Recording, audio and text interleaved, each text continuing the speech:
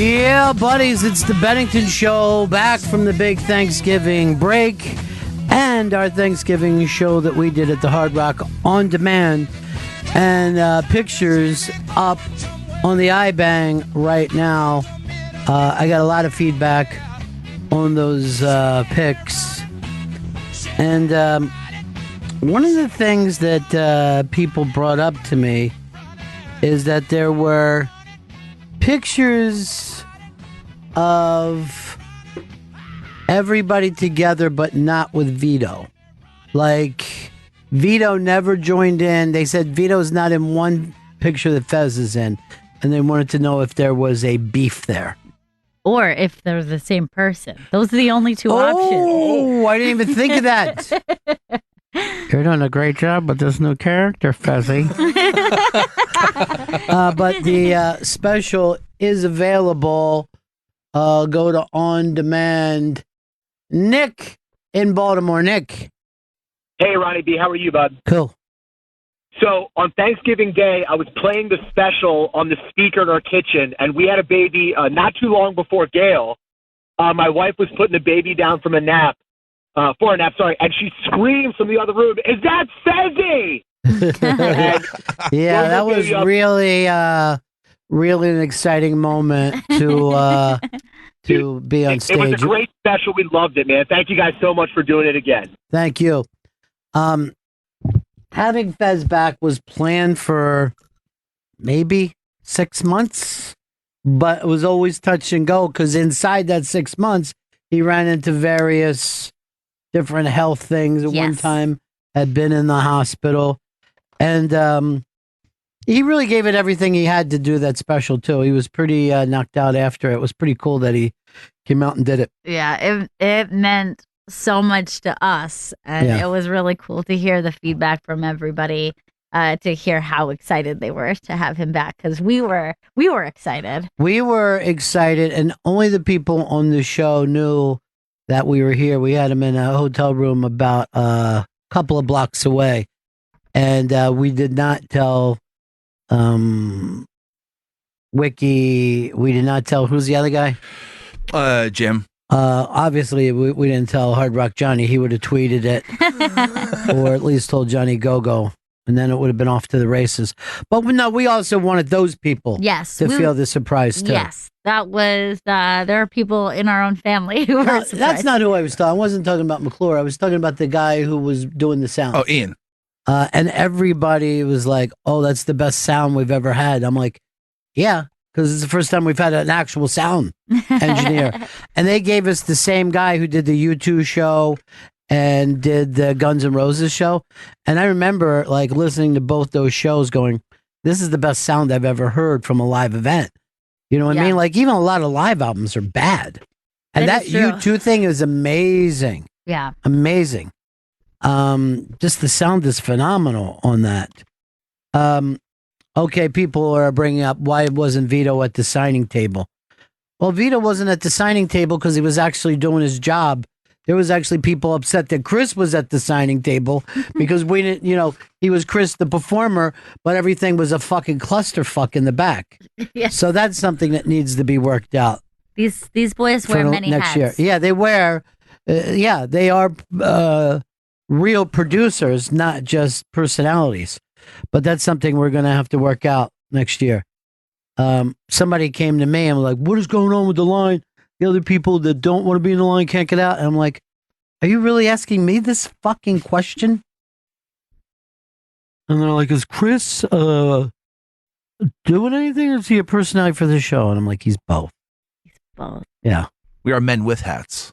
Yeah. Well, next year, they're taking the hats off for you guys. Heads will be cold. From a producing point of view, they want to produce the show.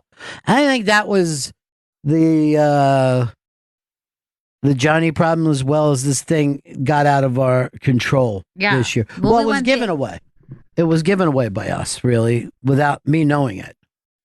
Yeah, we went big, and going big meant involving so many more people. Right.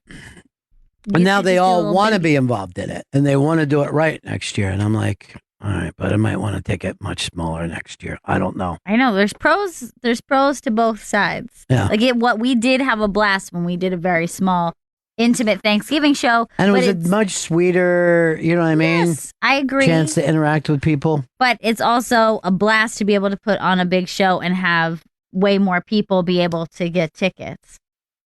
All right. So real Thanksgivings. How was yours, Vito? Me and my mom went up to Pennsylvania for the day with our family, did a little dinner, came back that night, and then for the rest of the break, just went to the movies a few times. What movies did you say? Saw Creed 2 and Widows.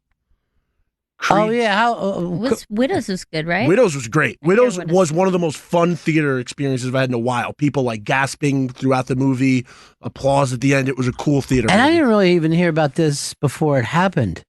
Yeah. But now all of a sudden there's a buzz, a widow buzz. Yeah, and they're saying this is everything that Ocean's 8 should have been. Yeah. And I'm like, I didn't even have expectations for Ocean's 8. And Creed 2? Sucked. Yeah. How could it not? It was terrible. They shouldn't have replaced a director. They went from Creed 1 was like Rocky 1, where it was like a real movie with a good director, a good script, and this was a cartoon. This was everything. Just like Rocky 1 and Rocky 2. It's just like, why can't they have learned? To me, it was shocking that Creed was as enjoyable as it was. And when I heard Creed 2, I was like, oh, they have to do it. They have to ruin it. And they rushed it. It was just, there was shit that just shouldn't have been in there. Just such a cartoon. The performances, like, you could tell Stallone went in, like, if I didn't win my Oscar last time, I'm not even fucking trying this time. Yeah, that's how he is. And that's a reason not to give him an Oscar. Yeah. Because he's not a real fucking actor. He's just like, peel me off some hundreds. Gail, how was your Thanksgiving? Well, first of all, it was the baby's first Thanksgiving, which was awesome. Seeing my family on the Chesapeake Bay, her meeting her great grandparents for the first time was awesome. It's unbelievable, Gail. It was maybe like that day itself was so great, but it was like the aftermath of Thanksgiving, traveling with a baby for the first time, insanity. And too much for the baby? No, it was too just much like for you? for me. I have a tiny car. I have a dog. It was just it was very overwhelming. And then like my husband ended up in the ER over the weekend with a stomach virus. Oh, and I thought he tried to kill himself. No, actually, that's how bad it is traveling with a baby. But Thanksgiving itself, great. Everything that was like before and just after, insanity. Well, when did you get home? I got home because of the ER trip set us back, so I didn't get home until last night. Oh, that's a nightmare. I know, like our plan was like a much shorter version. We were going to be back by Saturday, and we thought that was going to be way more chill. Do you think that this baby and all is just too much for him? It's more than he can handle for right him? now. Yeah. How was yours, Chris? Took the megabus down to Pittsburgh. Down to Pittsburgh. As if it was in the South. Keep thinking it's South, but it's West, I guess. Yes, you don't have to guess. Had a lovely Thanksgiving dinner with the girlfriend's family. And what'd you guys eat? Turkey and some green bean casseroles of sorts. Nice. So you paid very little attention to the work that went in this. Green bean casseroles, like there's more than one. And then he says of sorts. Of sorts. So you had a very traditional, nice Thanksgiving very, family. Very, very traditional. And then saw Bohemian Rhapsody. There was a family day involved after Thanksgiving. Wait, the whole family went to see, but her folks big Queens fan, are they? I guess they're just huge Queen fans. How did they enjoy the lip syncing? Was it nice for them? They liked it a lot. They loved it. That movie is very bad. It's horrendous. Every one of their giant hits came to them very easily and very quickly, and they never had a bad day up until he wanted to go solo. If you watch that movie, you didn't know anything about Queen. They had the easiest rise to stardom of any band ever. And very little on his personal life? Very little on the personal life, yeah. Very little on how gay he was? Very little, yeah. At a time where that was a dangerous thing? It was like maybe 5 minutes total of dedicated to him talking about like possibly being gay. Oh my God, you're kidding. Yeah, he comes out as bisexual to the girlfriend. It was pretty terrible, the whole entire film. Was he struggling with how large his teeth were? He was called out on that once in the film. That's it. His family shows. There's a scene where he shows up to hang out with his family right before the Live Aid gig. He should have been concentrating on the Live Aid gig. The whole movie was fucking ridiculous. Don't ruin it for us, I'm Chris. sorry. I apologize. Sorry. He brought a waiter. But with it's a him. happy ending, right? Oh no. Uh-oh, look at this. This is where we're landing, I think, by 3 o'clock today on Mars. And they call it like 7 minutes of fucking, I don't know, pure terror because the whole thing could be fucked up because Oh my landing on Mars is not God. easy. Yeah. So let's keep an eye on it. Or it could land on top of a Martian and start a world war. Ugh. So then we head back on the megabus on Saturday. We're going. Things are going well. And you left on Wednesday? Left Wednesday. Got in like Wednesday night. Uh-huh. And then I left Saturday like afternoon. Do you go hang with any of her old friends or just the family? Just this time, just the family. Met some old friends like in Christmas. Yeah. Old friends. So we leave Saturday after like late afternoon. Go to State College. Everything's fine. Pull into Drums, Pennsylvania for a pilot to get a Subway sandwich on this long ride. Hour outside of Drums, fucking the bus takes a turn off of the highway. We pull into a like a parking lot, an empty parking lot. This is like 11:45 at night. And the fucking bus driver goes on the thing. The bus is running out of air. We have to stop. You couldn't breathe in there? Air. I could breathe. It was fine. We're on planet Earth. We're not in space. It's not a rocket ship.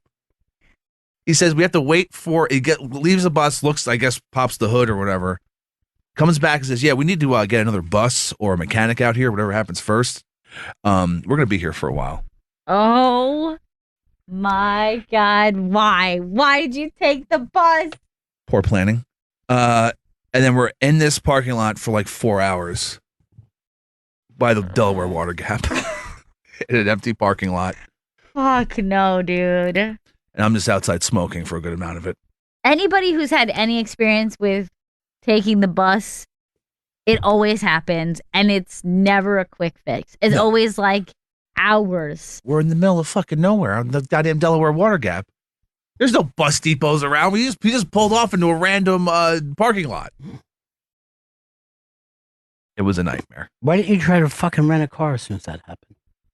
I didn't even know how to, like, there wasn't any Ubers. There wasn't anywhere to go. It was literally in the middle of Ubers. There were no Ubers. I went to the app, like, is there a Lyft? Is there an Uber? Gotta figure this out. Nothing. No cars available on both apps. It was actually quite terrifying. You're that far away from everything. Away from everything. There's nothing there. There was nothing.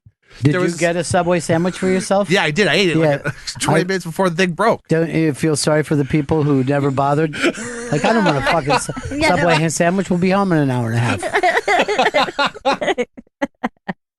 It was ridiculous, man.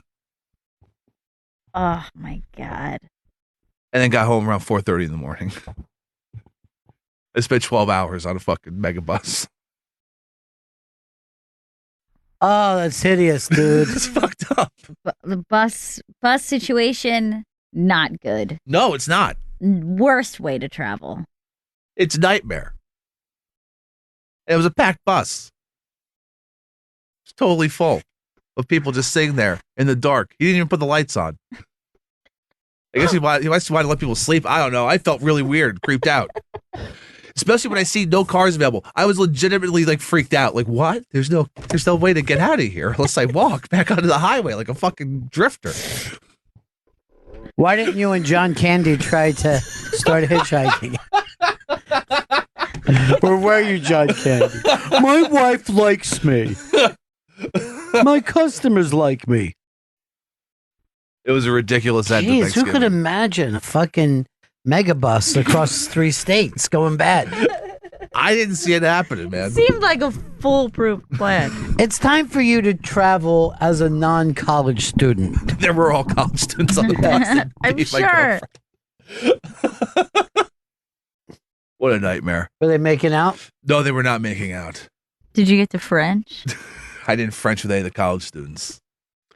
What's your girlfriend's first name? It's Laura. Laura, I said, but I knew she was sleeping. I'm hungry and drunk, and I don't know why. Eating some pills on the New Jersey Turnpike. I'm too cheap to take good transportation. All right, Steve in Texas is a bus driver and wants to let you know, as if he was calling from NASA, what went down. Steve, what was it? Yeah, the bus running out of air, the situation there is the bus will have air-powered brakes and suspension on their systems there. So what the driver meant by running out of air is they were running out of reserve air to operate the braking system. Even better. Yeah, so that's a dangerous situation there. That's all I wanted, really. So that guy You're kinda lucky to saved. be alive. Yeah, I am. Yeah. Me and all Was those college students. It wasn't something that could be solved by cracking a window, is what he's saying. And you're too dumb to figure that out. I didn't know the air system and the brakes. I don't have a license. He doesn't All right, even have a thanks, license, Lisa. All right, so, well, at least you're back safe. I had a friend who, he flies all the time now, but at the time he was afraid to fly, and he wanted to go to something like a bowl, or maybe it was a Super Bowl or a playoff game in Dallas, and he was leaving from Tampa. And it took like a full 24 hours because at one point, the bus driver just pulls into some little town, gets up and says, "Look, folks, I've been driving too long. This company sucks and I'm done with them. I just quit." And he walked off the bus. Oh my And it took God. forever to get another driver to them. They were just abandoned in some like little fucking Louisiana town or something. That's so awful. Yeah, man. It's the way it goes down. That's the fucking wild world of bus travel.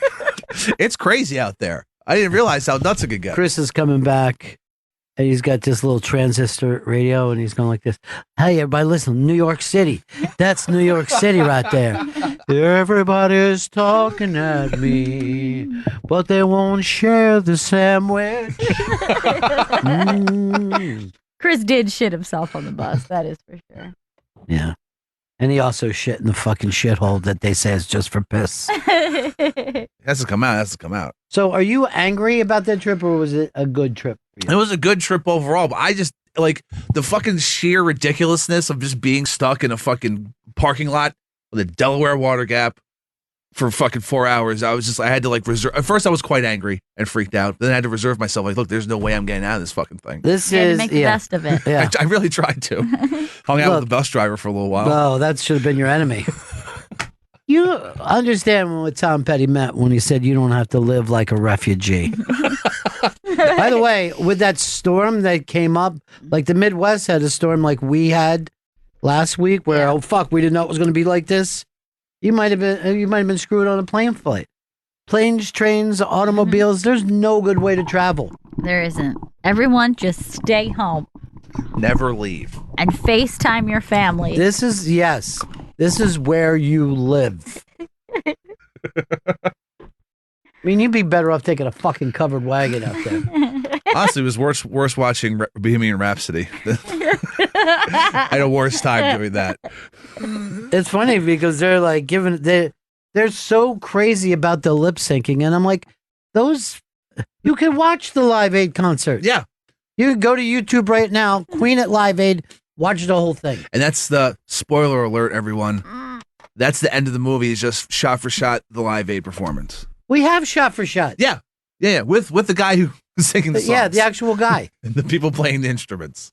Oh, there was another ridiculous part where it made it seem like Bob Geldof someone playing Bob Geldof shows up in the movie, and so like before Queen comes on, there's a shot of the call center because it's for the money for Live Aid, and no one's calling.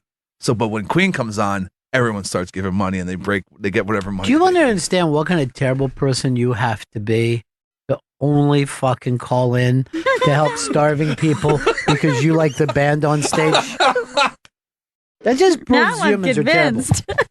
And by the way, all that money ended up in the wrong hands. It was like, It did? yeah, everything was stolen. There was a whole fucking thing on it back in the 80s. Dude, I had no idea. I thought Yeah, that it's it was really, really a nice dangerous thing. when you try to send things to people that have warlords around. You know what I Right. mean? Because warlords, they're not interested in anything but themselves. All right, let's take. Everyone is telling me that the Melania Christmas message is fantastic. All right, this is her. It's her Christmas holiday season video that Yeah. Melania put out. So lonely. Yes. It's very lonely. I feel bad. We're not excited about Christmas decorations that others like. Wouldn't this been a great place to put some of the separated children and their families back together? I have so many decorations in these grand halls to myself. And then her just checking, like, is this all done according to specs? You missed a red Christmas tree. You're fired. There's only 2 dozen in the grand hall. Now, wasn't it last year that everyone was making fun of her Christmas decorations because they were so spooky looking? I don't remember. Like, I'm pretty sure last Christmas they said ours were really depressing and spooky. Laurie Kilmartin wrote on Twitter, do you have any friends? Do you know any children? It is the way we normally think of it. I know. I But mean, it they is have a gorgeous. big family. Yeah. Why Well, not at least she's got the one, Right. But the expert. dude, just do the still picture of like the it was like creepy white trees and everyone was like really creeped out by it. I don't even remember this. That is pretty creepy. And it's like she was shot really shadowy. The Ice So Princess. it looks very like Game of Thrones. It's not very like happy. So this is her thing. She likes a nice one-person Christmas. I mean, this stuff is stunning. If she really is in charge of it, she has a really great eye. Yeah. But yes, it is supposed to be shared with others. The idea of one rich lady, and this is the way In my lonely Christmas palace. I sold my soul to this man, and I will get everything I deserve. I hope she has some friends or something she can invite over. I think she's close with the boy. Baron. Yeah, Baron. I just call him the boy because that's the way I think of him. And that's what they call him. He's The already, expert. yeah. He's also, I think, 12 and 6'7". He's huge, man. Boom, boom, boom. Yeah, he's a big guy. Well, it's gonna. I mean, if you have a lonely Christmas, you want to at least have it nice. Yeah. She's not eating fucking out of a soup can or something. The shadows cast on her as she walks the lonely halls. They're also trashing her for the red Christmas tree, saying it looks like The Shining in the actual. A little bit does look like the blood coming. All right. That's cool though. I like that. Yeah, I mean, I think it's gorgeous. But the fact that she's just wearing her coat like it's a cloak, it gives off a little bit of a scary look. It's like a little bit like Beauty and the Beast, like she's locked away in the palace. I'm gonna tell you something that I mean, never was a big fan of Christmas trees. What? Never thought a Christmas tree was something pretty. Really? Yeah. Love a Christmas tree. Even when I was a kid, I was like, oh, that's odd, a tree inside. You wouldn't want it any other time of the year. I never bothered with one after my mom passed away. She liked them, but after that, I was like, oh, thank God I don't have to deal with this fucking Christmas. Yeah, tree I think bullshit. Christmas trees are like if you have children. Yeah. You know? I always did one. Yeah. Always did one. What about you, Earl? We tapped out after, God, I don't think we've put one up in about 20 years. 20 years. Oh my It's been- God. Who's we? No, like I never put up one. My mom just gave up on it. She says it's too much work. But she has grandchildren. Yeah, even with grandchildren, she was like, it's too much work. She hates cleaning up the pine needles. You don't want to get a fake tree. Stanley's had a fake tree for years. I mean, I'm going back like 20 years of fucking fake trees. Laugh. I remember when they used to have aluminum trees. Did you ever see those before? No. Mhm. All right, so put up aluminum tree. You should be able to find. This was like Yeah, so there it was right there. And it would just be a hunk of aluminum like that. This is even better than, like, this is the real hardcore one right there. And was it sharp? No, not really. But you see how they have this thing, like, so it would turn all different colors. You don't even have to worry with decorations. That's actually pretty cool. It's a lot better than a real tree. You would have done well, Cressley. You were born in the wrong time. I was, man at a time. Buses, old weird trees. I will say, I love getting a Christmas tree. I love decorating a Christmas tree. But it's usually about the day after Christmas that I start going, oh, fuck, I hate putting all this shit away so much. I hate it so much. Like, putting Christmas away is too annoying. Throw it out. Chug it out. Just get new ornaments every year. Yeah, new ornaments. Sounds about right. A carbon footprint, though, every year. That's fine. They already just put out a thing that the future's great. Oh, good. Yeah. Perfect. What have I been worried for? Yeah, for no reason. I get myself so worked up. Plus, it looks like we're going to Mars, so that's great. Well, what's his name? The science guy is Bill Nye. Elon Musk? No, Elon Musk said the other day there's a 70% chance that he's going to end up living on Mars. Bill Nye, the science guy, put out a thing, said no one is going to live on Mars. He said we might visit Mars. It might be a good thing for us. He goes, but live there? Absolutely not. He goes, do people live in Antarctica? No. They go down for a couple months. They do work. They're miserable. They come back. That's how Mars is going to be. Interesting. It will never be livable. You will be too stuck, too freaked out. It's not the way humans are supposed to be. Right, because you'd be living in a biodome. If you could have the money to have a biodome, it would be trillions of dollars. What you're probably going to live in is something that looks like a spaceship on the ground. You're going to live in something like Alien. Right. But to build a biodome, no.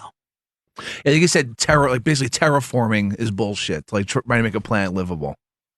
Well, you're talking about that thing from Star Trek where they shoot something and the Genesis the machine. whole. Yeah, I don't think that's been in science fiction. It's never once been in science fact. You gotta get on that. It seems like it'll make it a lot easier to get on Mars. What is that? Where you melt the ice and then the water? I think it was Star Trek becomes... 3. All right, hold on. Here's the quote. This is from Bill Nye, the science guy. I mean, when you're nicknamed science guy, you should know. No. So here's what he says about Mars. He says, Mars ain't the kind of place to raise your kids. In fact, it's cold as hell, and there ain't no one there to raise them if you did. And then just in parentheses, he wrote, I miss the earth so much I miss my wife. He's there now? Yeah. It's lonely. Outer space. Have you seen the Christmas commercial with Elton John? No, I haven't seen it. Niagara Falls, Frankie Angel. Oh, no. Let me see it. Here's what it is. It's Elton John sitting there, right? And he's his age now. And as he's playing the piano, he's thinking of all the other Elton Johns at different ages. Oh, my God. All right, so did you find it, Chris? Give us some volume on it, though.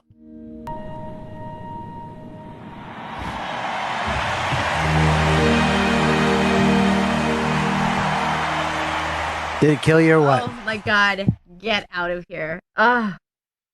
Get out. Ugh. That's impossible. I cannot believe. That was like the sweetest thing I've ever seen.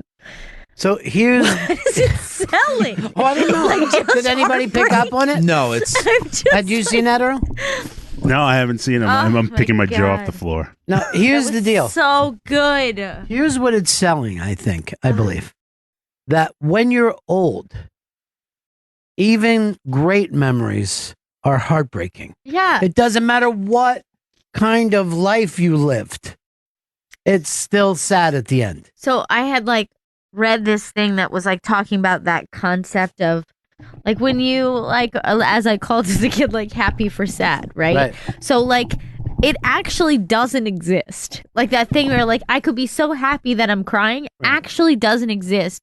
What it is the heartbreak of knowing like a moment is just a moment, right? Like you are crying because you're like, I'm so happy, but you're like, this is like gonna go away. It's like time moves too fast. So you actually really can't cry because you're so happy. It's that you're overwhelmed by all the stuff of life and that you're like, this is just one little moment that you get and you can like hang on to. It's like why you can't look into the past, cry because you remember a happy memory. What you're crying about is that it's gone. It's like it slips through your fingers. Oh my God. And I can't stand the concept of that crying when the vacation's over or when your friend is getting back on the plane or, whatever that thing happens to be. Because I feel like, yes, we know. You know what I mean? Please. Yeah. Please don't bring it up. We know. Like, Chris has now put himself in a world. He used to be free from this. He used to be numb from the sweetness of life. Yeah. Now he's like, part of him is in Pittsburgh all the time. Yeah. With his family. They're your family now. That's your fam. Crazy. It's a crazy thing to think. And like, did that get to you at all? Everybody else was moved. It got to me a little bit. What part?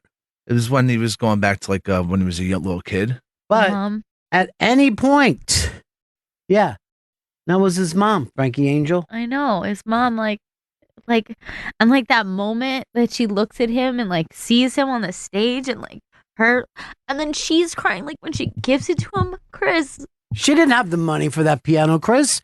She gave that because she loved him, and she gave him his entire life. Yeah, and she cried at that moment. There were tears in her eyes as she like that should be a happy moment.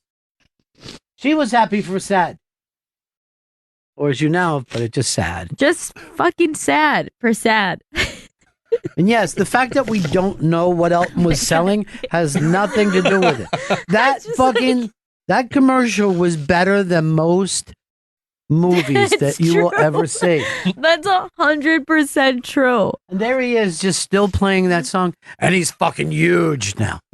We just know that everything down inside him is breaking apart. That was so good. But I like feel like he's selling just like a kick to my throat and ripping my heart out. This is called John Lewis and Partners. Yeah. Christmas ad. I don't know why they've done it. Fuck you, John Lewis. Look what you've done to me. They have homeware, fashion, electricals, and more. I can't believe I don't. I got this because someone sent it to me. I didn't see this on TV. I just recall that somebody wrote to me and said this should win the Oscar. And I apologize to whoever sent it to me, but it's killer. Yeah, it's killer, and it's the truest thing in the world.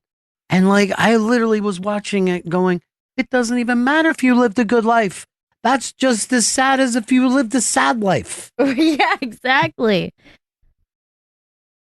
It's all sad because it's just like, oh. And now we're getting into the season of sadness. Yeah. Such a sad season. Again, same thing. It's like the more like sweet and precious it is. That's one of my favorite things, is when he's just playing rockabilly and the old people are like, "This is fucking great."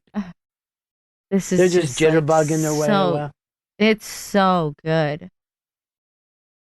Yeah, his mom wins Best Actress. This lady who was cast in this commercial. Best Supporting Actress this year. Yeah. Because she's not in it enough to get Best Actress. Damn it. I mean, this supporting actress, I'd be very proud to have that award. Believe me. I'd rather have that award. It means you stole the show.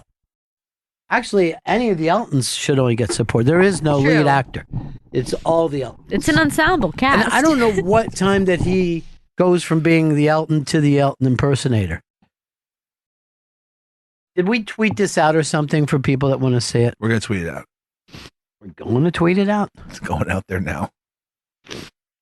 Or would you just rather fucking sit at the signing table and let the line get crazy? Oh, Chris. This is going to be a happier Christmas because we have the baby this year. Yes. But again, the sweetness of having to see like her first Christmas, like it's too much for my heart. Dude, I already have seen it. Dude, the little presents that she was playing with. I know. Are you kidding me that she's already looking at glowing things and liking them? It's really crazy. My my grandparents gave her the sweetest gifts, and my aunt, and it was, I mean, I can't believe that she's already like has wonder in her face when it comes to like toys. And I should also say, my grandmother, one of the things she got her for Christmas was like the coolest thing I've ever seen. I guess Fisher Price does like almost like a reboot of classic old toys.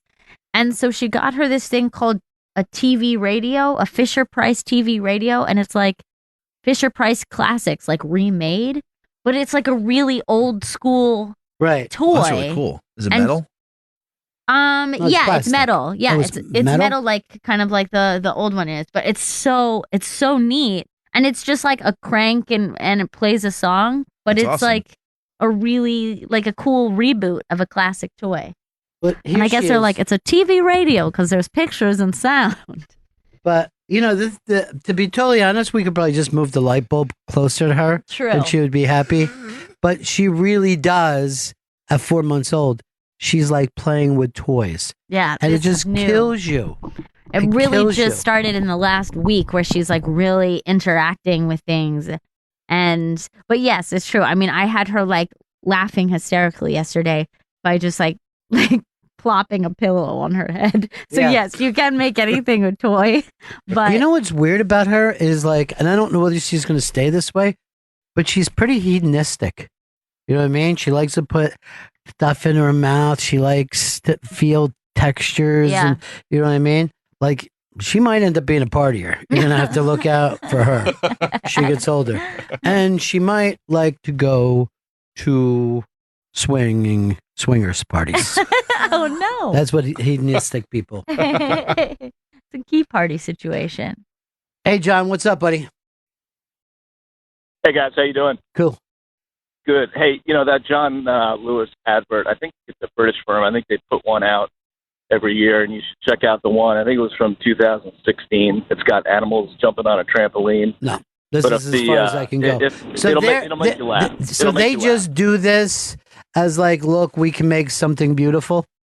Yeah, I They think it's must kind be of so their rich. signature advertisement for the year, and everybody goes crazy about it when it comes out. They'll never top this. No, it's Yeah, this is the best ever. Go ahead, take a look, and you'll No, laugh. I'm not going to your take butts a off. look. I just found the best thing I've already ever found. decided. We've already, like, that's the can't- thing. you Of can't like, stop oh, did you things- see The what you just saw Godfather? is the Now, best what? You thing. know what I mean? Enjoy The Godfather. That's it. I'm gonna watch this 15 more times today. Yeah. You know what I'm going to do? I'm going to call my mom and I'm going to go like this.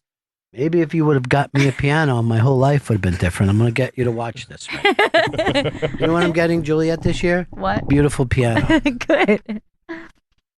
And someone to write the lyrics, because Elton never could do that. I find that unbelievable, right? That you could write music, but not the lyrics. I mean, he gives half the things away, half of his publish away, for a guy just to write the lyrics. But I wonder, it's just like, does he value the poetry of music so much? Like he could write the lyrics. Nope. But he could do a poor job. You know what I mean? Let me Like, tell you something. I saw him on that show that they do from the college or whatever, right? They took a textbook, put it on there. He just starts singing the lyrics and it sounds like an Elton John song. Really? Yeah. Bernie Taupin has had the greatest run of anyone. He gets half the Elton John royalties and he can walk into any fucking restaurant without being bothered. Don't Now- worry why I'm very rich. Also, no one's ever cheered for him, but you know what? No one gets everything. Look at Elton. The end of his life, he's fucking depressed. And it's just like at the end of his life, he just like is thinking about his mom. It's just like, just misses his mom. You're still like that kid.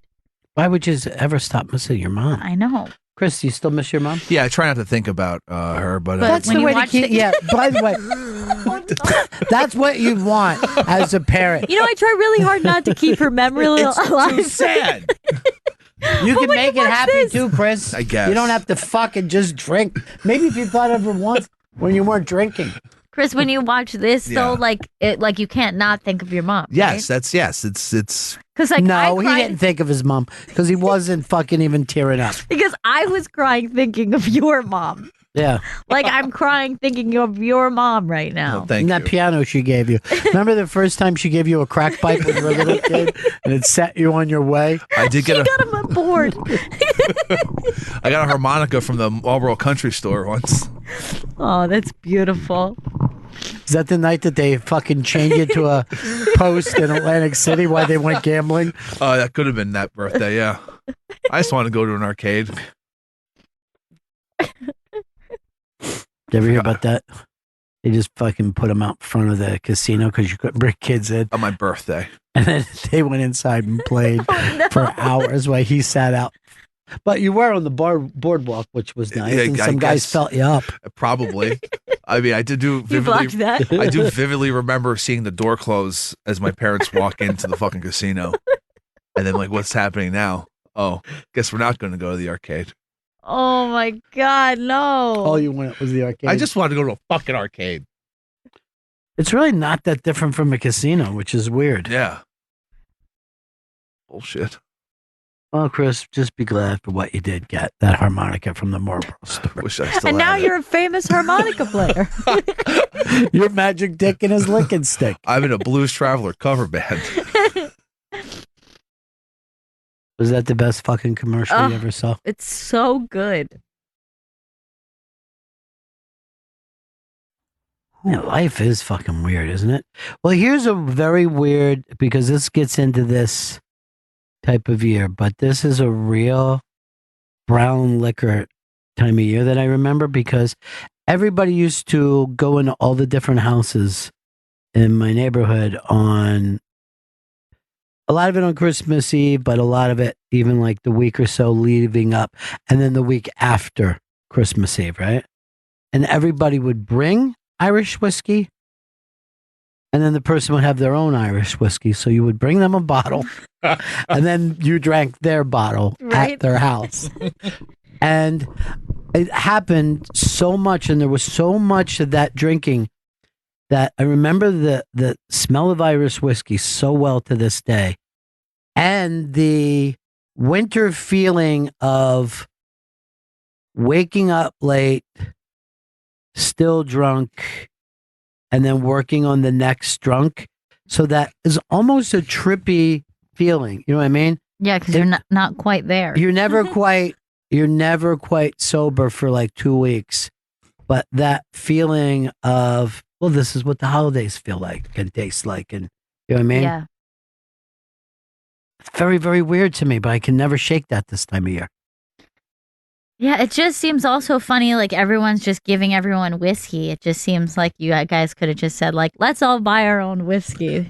No, because that wouldn't be part. Did you ever see that Al Pacino movie with Johnny Depp and the wise guys are just giving each other hundreds? Yeah. You know what I mean? Here, oh, thank you. Here's yours. And just basically handing money back and forth with everybody. So that's what it was like. But I was thinking about this when I was young. I was thinking about this on Thanksgiving because there were so many young kids at our Thanksgiving this year. That used to be a big drinking holiday, that my mom would make this big punch and everybody would get hammered on it. Wow. And that's when we started to sing those songs that the young kids have never heard because people don't sing those kind of songs when you're sober. You know what I mean? So the young kids were looking at us when me and my dad and mom were singing these, which would be family songs. They're not really even known outside the family. Right. But that was like what got things started. It was a little lubrication for Yeah. the song time. Right. It's a little something to sing before the fight. It's so nice. And then your little niece came over. What are you guys singing? You know this song? So cute. Oh my God. I can't tell you, like, just spending time with those kids this year and seeing my cousin who I haven't seen in many years and his amazing family. He's got beautiful girls and they came in. This is, and then he's got a couple of adopted boys Yeah. who They were really fun. They were so cool. I loved meeting them so much. Their accents were so great, right? And it was like a Zach Galifianakis character to me. Because he's like, I'd love to go to New York sometime. See Chinatown. Chinatown. Whoever even thinks about seeing Chinatown. Yeah, those boys are so fucking funny and so fantastic. And one of your nephews said he's never been to any city. Any city. Yeah. And he's 15. And he's the one that's real, just like hunting and gathering and, Yeah, he's a wild man. Yeah, he is. He is actual wild man. And he's cooking all that stuff that he kills. Mm-hmm. But those two little girls came in and they immediately just loved the baby. Yeah. Like they got the total thing of this is my cousin. Yeah. Which is weird, right? Yes, very. But kids love a cousin. And I'm like, oh, yeah, little boys would never come in and want to hold the baby right away. And one of them just so damn sweet goes like this. It's heavy. It's heavy. Yeah, that's the cutest thing about little girls. Like, they were like, hey, when can we hold the baby? And I was like, okay, so maybe after dinner, we'll sit down. You guys can sit on the couch and you guys can hold the baby.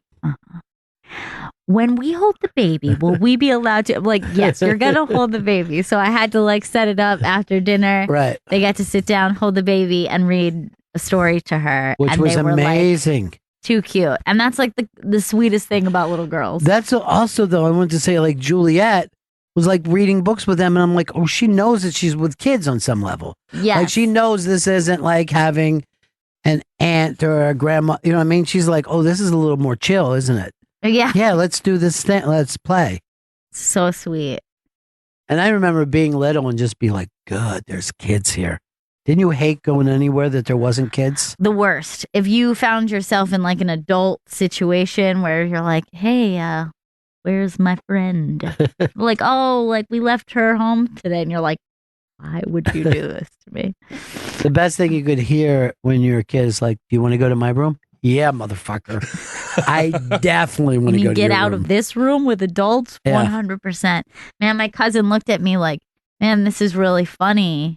Like, our girls are sitting here on the couch, and it used to be us, like, couldn't wait till, like, dinner ended, and, like, the cousins would all be in the other room, and we'd all be laughing and being silly, and it's crazy to see that next generation is, like, already set in place. It's so weird.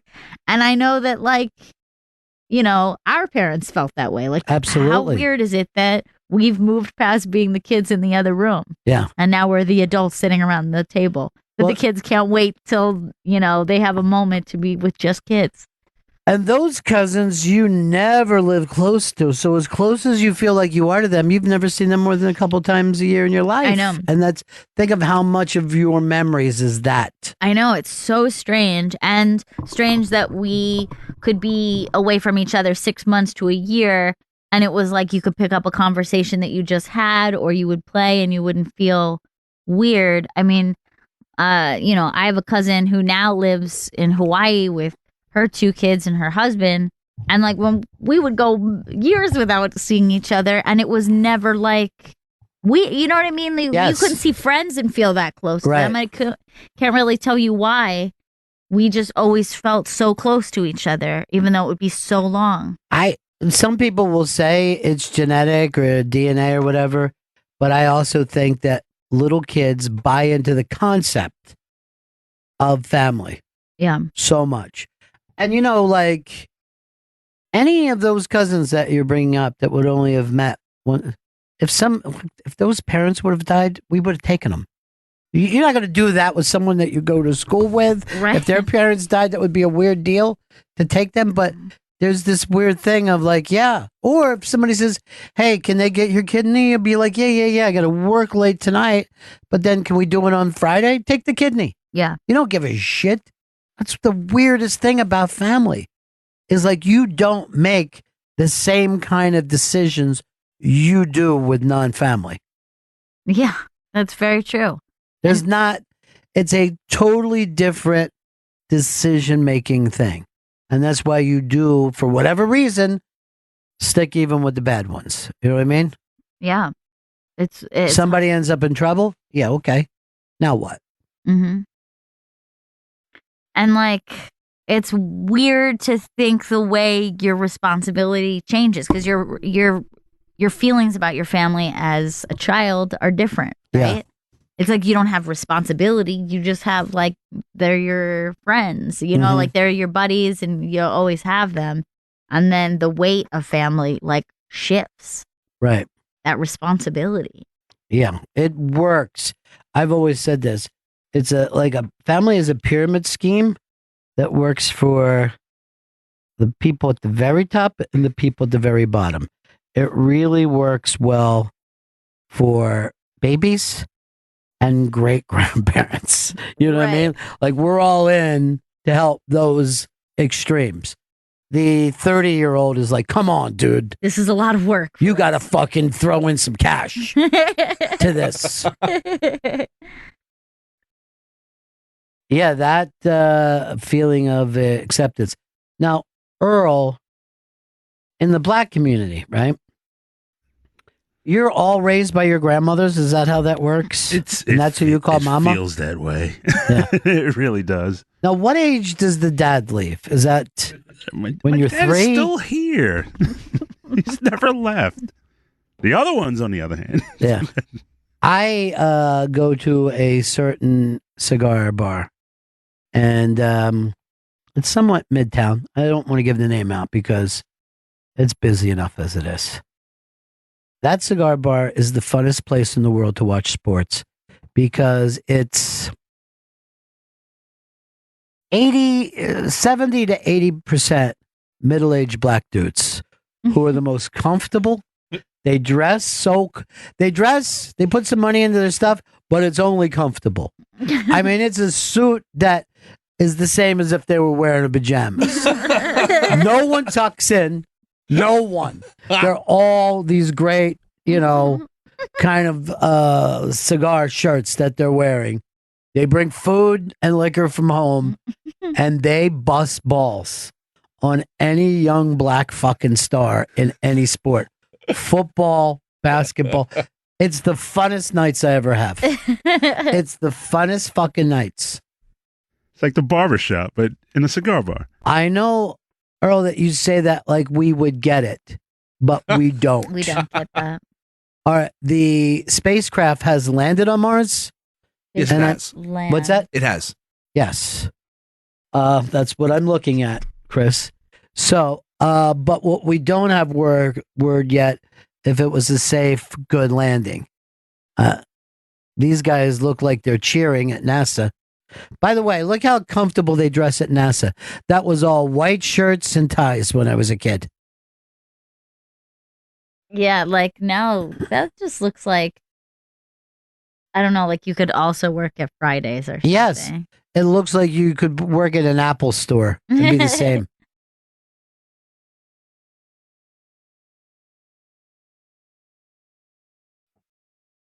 They seem happy about it. They are happy, but of course you're way more freaked out when you have actual men and now women in that capsule. You still do want the rover to rove. It was always exciting to me when I was a kid to see the control room at NASA because it would always break into those kind of same applause. And it was these guys. No one ever wore a jacket. They wore most of the time short white shirt and tie. And you would see that thing of something has landed or whatever, and that excitement level would be there for them. But then they were right back to work after that. You know what I mean? Like we have to keep these guys alive. Oh my God. But you would see that relief. So this looks like a positive thing. The NASA spacecraft landed on Mars. I also saw a really intense secret handshake between two NASA employees I saw that. went on for a solid 30 One of those seconds. looked like the white supremacist sign, that upside down okay sign. Hey, did you see those kids from Wisconsin not going to get in trouble? They will not be in trouble? Mm-mm. Their parents said, what did they do wrong? Just a simple nasty And some of them salute. said they were just yelling hi, but the white supremacist okay sign, no. Everybody knew That's where the joy. They said that the kids did not know how to wave high. They were unfamiliar with the wave high. insane. No, like nobody does that at that straightness.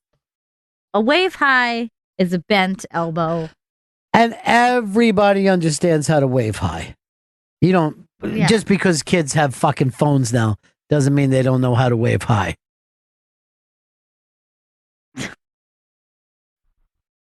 Like, look, it's obvious. Look at the straightness. Yeah. Look at the straightness of this kid in particular. Come on. This is not a wave high situation. Earl, does it make you comfortable now that the Nazi thing is coming back and white nationalism is accepted? It makes me uncomfortable, but at the same time, I'm like, I think they're just more open. I think it's always been there, but I think they're just more open about it, I guess. Oh, yeah, they're open about it. Because before, it was just like you knew pockets of the country where you knew where's. They're not even pockets, everywhere. Earl. Now it seems like every fear fine. you had about white guys is correct.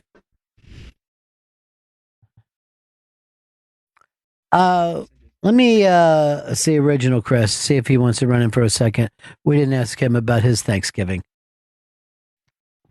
I don't know where. I know he was coming. going to, as he called it, North Carolina. I guess that's the way the Australians say Carolina. He's acclimating well to America. How was your, you went to North Carolina, right? I did, yeah, to Greensboro. Oh, beautiful little town, right? Yeah, it's nice. Who were you, your girlfriend's family? Girlfriend's family, so we spent it with her parents, her auntie and uncle, and her cousins. Really? So that's small. It was very small, actually, because we went to Jersey last year. Yeah. And there was probably 25 people there, but yeah, it was only 10 maybe this time. So in my mind, I feel like every Thanksgiving celebration is massive. Yes. And this one was tiny. Yeah. But what do they think of you and your accent and your way? Her auntie and uncle, I feel like me. Her parents, not so much. Why? Really? Because they don't trust me. Now, because you're an 'Cause I'm Australian? Australian, yeah. Now, do you think their concern is that you'll take their daughter to the other side of the world? I think that's some of it. The other thing might be that they think that I'm only in it for the green card. It's that sort of deal. Oh, well, that's not bad, though. Yeah. I mean, that can be accepted in any family. Yeah, but I'm slowly trying to. Now, here's the thing. No, you're not going. If people don't like you right away, they're never going to like you. And that's just fact. I'm just going to give you that as fact. At some point, you're going to have to fucking take them down in front of their daughter. You know what I mean? Yeah. Don't you ever fucking, I don't know how you guys would yell, but you know what I mean? But another thing is because you come from a long line of prisoners. That is true. That scares people. That is true. There's no one with Australian blood that doesn't have a murderer or a rapist or at the best, a B&E guy in their background. That's what you're hoping for. Yeah. I like to consider Australia the world's Astoria. Earl, did your family ever not accept somebody? My father had reservations about, some of the guys that my sisters brought home. Right. And he was 100% correct on all of them. Yeah, but but other than that, it was his attitude was like, if you're going to be with them, you're going to be with them. You're adults now. You're grown. Right. You're grown now. So that was always his line. So you're grown now. You can do what you want. Did he ever say this? You're a grown ass woman. Yes, he has. Did he ever say you're free, white, and 21? You can do whatever you want? No, I don't know what the Because free that just white said and my 21. family. You think your family, her family likes you? I think they like me. I mean, I didn't really curse all too much. I dropped one F-bomb at Thanksgiving. Yeah, but that's not the only reason to dislike you. Okay. And why did you drop the F-bomb at Thanksgiving? I had too much wine again. What'd you say? I said, what'd I say? This food's fucking great. And I said in the sense like I didn't realize I said the F-bomb. It just came out of me. Yeah. I mean, I think that's better than we're going to go upstairs and fuck. Yeah. Oh, that's much better. Yeah. 100%. Yeah. Even though that's as honest as people act like they are. Like, oh, we should all be honest. Really? Because there's a lot of shit none of us ever want to say. You know? Yeah. And we don't want to hear about that. How can you not love this kid, though? Imagine how happy we'd have to have him in our family. I know. That's what shocks me. Like, I was I'd love to thinking, hang out with you guys for Thanksgiving instead. That'd be so much better. Oh, I don't know. I run into some pretty, we've got some people. My girlfriend's parents, we went over the day after Thanksgiving, and there wasn't any beers on Thanksgiving. They didn't offer me any beer because there were just none in the house. So I just went through the whole day without having beer, and I thought, okay, I can do this for my girlfriend. I can get through at least one day without having beer. And then the day after, they decided to buy some beer and offer it to me and my girlfriend's, exactly, to me and my girlfriend's brother-in-law. And we had like 3 or 4, and they got really upset and hid the rest of the beer because they thought we were getting drunk. And her parents asked my girlfriend, they said, is Chris okay? Like, is he going to be blackout drunk tonight? Like, he's getting on the bus, but, as soon as you get home, he might just collapse because he's had so many beers. I had 3 or 4. Right. And they got really upset and hid the rest of the beer, so I couldn't take any more. Some people What's the point of buying beer if you're going to take it away after you actually have the beer? By the way, this is what lets you know when you're an alcoholic. Oh, yeah. People that aren't alcoholic do not feel this way. I feel like you. Obviously, Chris feels like you. Yeah. Earl doesn't. Also, you got to have a sip of beer. There's some people who would think 3 or 4 beers might be like a decent amount for a family gathering. Right. Like not to be like 6 or 7. Might be like pushing it for family. Right. It's like because they're not at Australian rules football. Right. They're at a family gathering. But you're watching football on TV on Thanksgiving. You need to have some beer and anything like that. But there was, I think, no one, they had wine. There was a couple of glasses of wine being passed around, but that was really it. Like everyone might have had 1 or 2. Sounds nice. Right. That was Teetotalers. Yeah. It was bizarre. Well, let's get this thing started. Yeah, but for all you know, there was alcoholism in that family that they're watching out Potentially. for. Yeah. Potentially. You think not? You think they're just Southern? They're Southern people. Her parents, her mom's Colombian, her dad's Italian, so they're straight from Yeah, overseas. but Italians aren't big drinkers. I mean, they have a light amount of wine. Yeah, but they're I don't even actually. think they have their own hard liquor. Well, that fucking limoncello is as close as they come. Yeah, they have like limoncello and sambuca. Yeah, Sambuca. That's disgusting. But they kind of are more. They're more about drinking in moderation. They're not so like getting like wasted in the streets. Right. They'll have like a wine with dinner every night or something right, like that. Exactly. Germans are hardcore drinkers, right? Yeah. Beer drinkers mainly, though, Yeah. right? They're not real whiskey drinkers. Now you move over into Poland, and those people get fucked up on hard liquor. I honestly think it's like really when you think about it, how truly white you are. You know what I mean? Because like we're the Italians, not that white. To me, not at all. Yeah. I would not even put them in with the white race. Yeah. I'm very. It's kind of a newfangled thing. Oh, this is good for you. Australians is fine. You are you're white. white. Yeah. You're white people. You drink. We're Irish, Maltese. white. They drink. Yes. English, white. They drink. Germans, white. They drink. Very white. And like when you're talking Poland, like that's about as white as you can be. Yeah. And those Russians, they fucking. I mean, they probably drink more than Irish. But Irish people That's true. talk about it all the time. They do. Yeah. But fucking Russians are never sober. Yeah.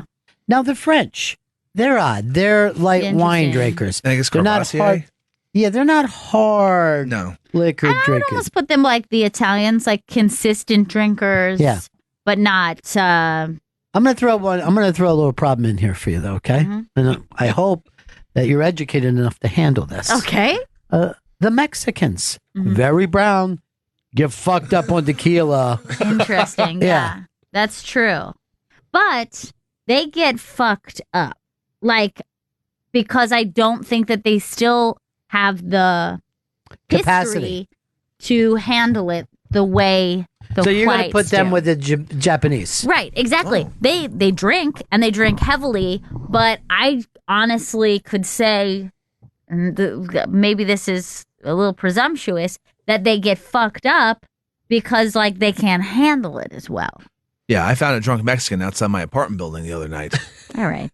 This is now, I feel like it sounds racist. It's not racist at all. The man was Mexican, and he was face down the street drunk. I gave him a Snickers bar. But I think, any race or country that you don't have a long history of you actually like chemically being able to handle the quantity of They say that's basically what happened to the Native Americans with us. 100%. Yes. That we gave them booze and it just they've never handled it as well. Or like if you see, like I have friends who are Asian, when they drink too much, not only do they not handle it very well, like they physically have a reaction. Like they get like almost like flushed and hivey looking.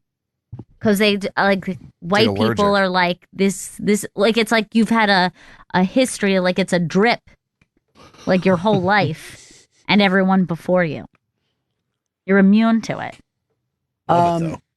Hey, JR, what's up, buddy? Hey, Ronnie B, how are you? Listen, I'm a cop in the most Russian populated section of New York City. Nobody drinks like the Russians. They are the world champion gold medal winners. Nobody can touch them. Yeah, they drink all day, every day.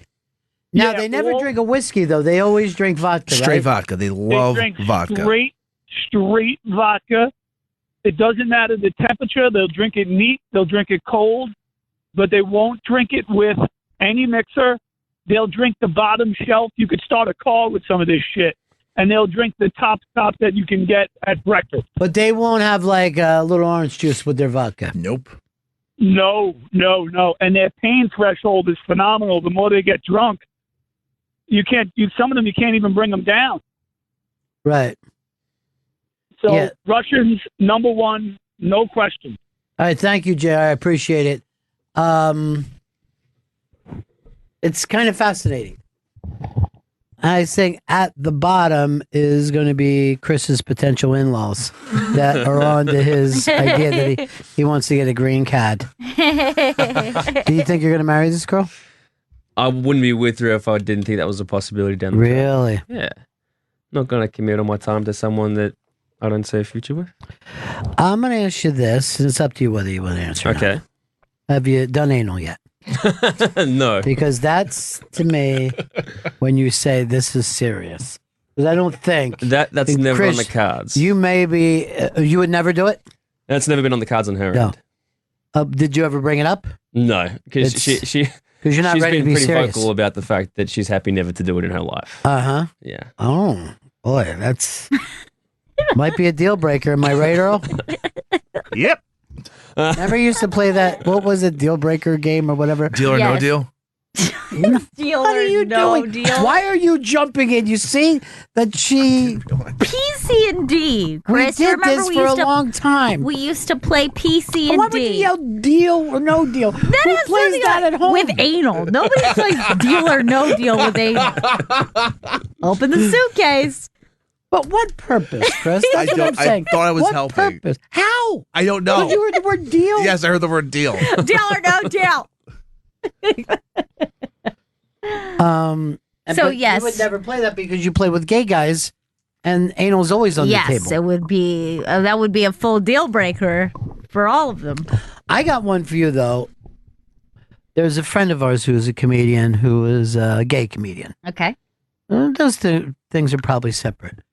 He brought up, much to everybody's surprise, that he's never been on top in all of his sexual stuff. Mm-hmm. He's 100% the bottom, and said he doesn't even think he could be comfortable. Yes. I said to him, I thought it always went, okay, you got yours, now it's my time. No, that switch hitters are, that's a type. Some people are like that, but some people give, some people receive. I thought it was courtesy. I'm going to be totally honest. Yeah. I thought it's like I was going to say, but look at the men I have here. But a considerate man is not going to have his orgasm before his woman does. Yes. And then knowing who that woman is, deciding what her, you know what I mean? Some are very multiple. Right. Some are just like one and done, like, okay, I'm done dealing. And then it's, and a guy can just turn it in his mind. It's come to, I thought that's what it was like with that. I thought if you gave and then you didn't get on the bottom, you didn't roll over and get right on the bottom, I thought it would be rude. I know people who have taken all of those roles, people who exclusively receive, and people who switch hit. They're all different, mix up. In fact, I have a friend who has always been a bottom. And then not only that, I was fascinated to find out, like, literally no interaction with his penis whatsoever. Like, he doesn't even get a blowjob. What's he in it for? What's the game? This is a guy I don't trust. This already. is a guy who prefers to receive anal, and that's what he wants to do. And then he comes at home. When does he come? That's how he comes. Oh, he comes while he's getting the anal. Yes, that's from a reach around. I guess that, or there's a spot in there. Yeah, I've heard of that spot. I've never. There's like a spot experience. that Yes. they like. Yeah. That's the thing. That's why some guys, when they get the finger up their ass, they could hit that Right. thing and they could accidentally jizz. I'm sure every doctor's had a guy accidentally jizz. And I apologize. I don't know. A lot of guys are like, you were just in here for a test. What are you doing back? But that is it's the interesting thing when some people don't understand gay people. It's because they haven't had enough interaction. Because I don't care what the guy is. Instantly fascinating with all the rules that takes place Yes. in the gay world. Oh yeah, the roles are. Yeah, and everybody. I remember when I was a kid, it was like where the kerchief was supposed to go. Right?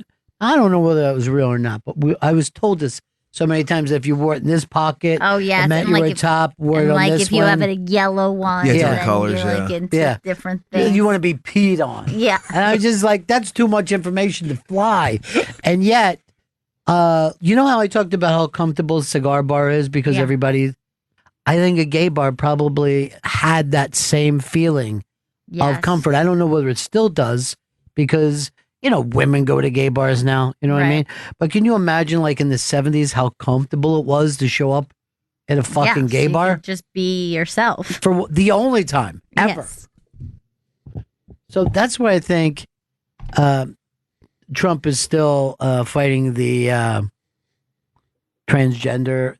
It's because we don't know enough transgender people. It hasn't been discussed enough. You know what I mean? Like we need to spend a little more time like hearing that stuff because then you'll just get interested. Just like if you have a Mexican friend, you're fucking totally interested in his culture. You're like, oh, what? Yeah. Or you meet a Southern guy and you're like, wait, how long is your church?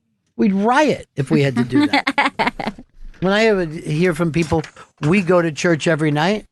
I go, my parents would just go into a room and find me hanging there before that happened. I don't know whether you saw this thing. This is my new favorite thing Trump has done, but he called himself President T. Yeah. And that thing of where you try to get a nickname going for yourself, It's not okay. it's a long shot that'll ever happen. First of all, the audacity of thinking he can claim President T. Well, it's not like he has a long last name. You know what I mean? Yes. Like if his name was Tradinsky, that's how you got to be, Me, I go original gangsta. President Tyler is President T. Yeah. That's POTUS number 10. He gets T. He's the first T. Right. Okay. You're not the first President T. Yeah, but no one ever brings up Tyler. He doesn't even matter anymore. I'm gonna be honest. I don't think he ever mattered. There, I've said it. I didn't even know he was a president. Oh, yeah. Well, the Whig Party is dead, guys. It's a shame. It used to be they called him President Tyler and Willie, and you'd have to be old school for this. I also wanted to bring this up. We lost Ricky Jay over the weekend, who was my favorite magician ever. I've not only watched him do stuff, I bought his books because he's such a great storyteller. I don't mean his books on magic. I'm talking about his books on the history of magicians, sideshow freaks, cons. He's irreplaceable in American culture.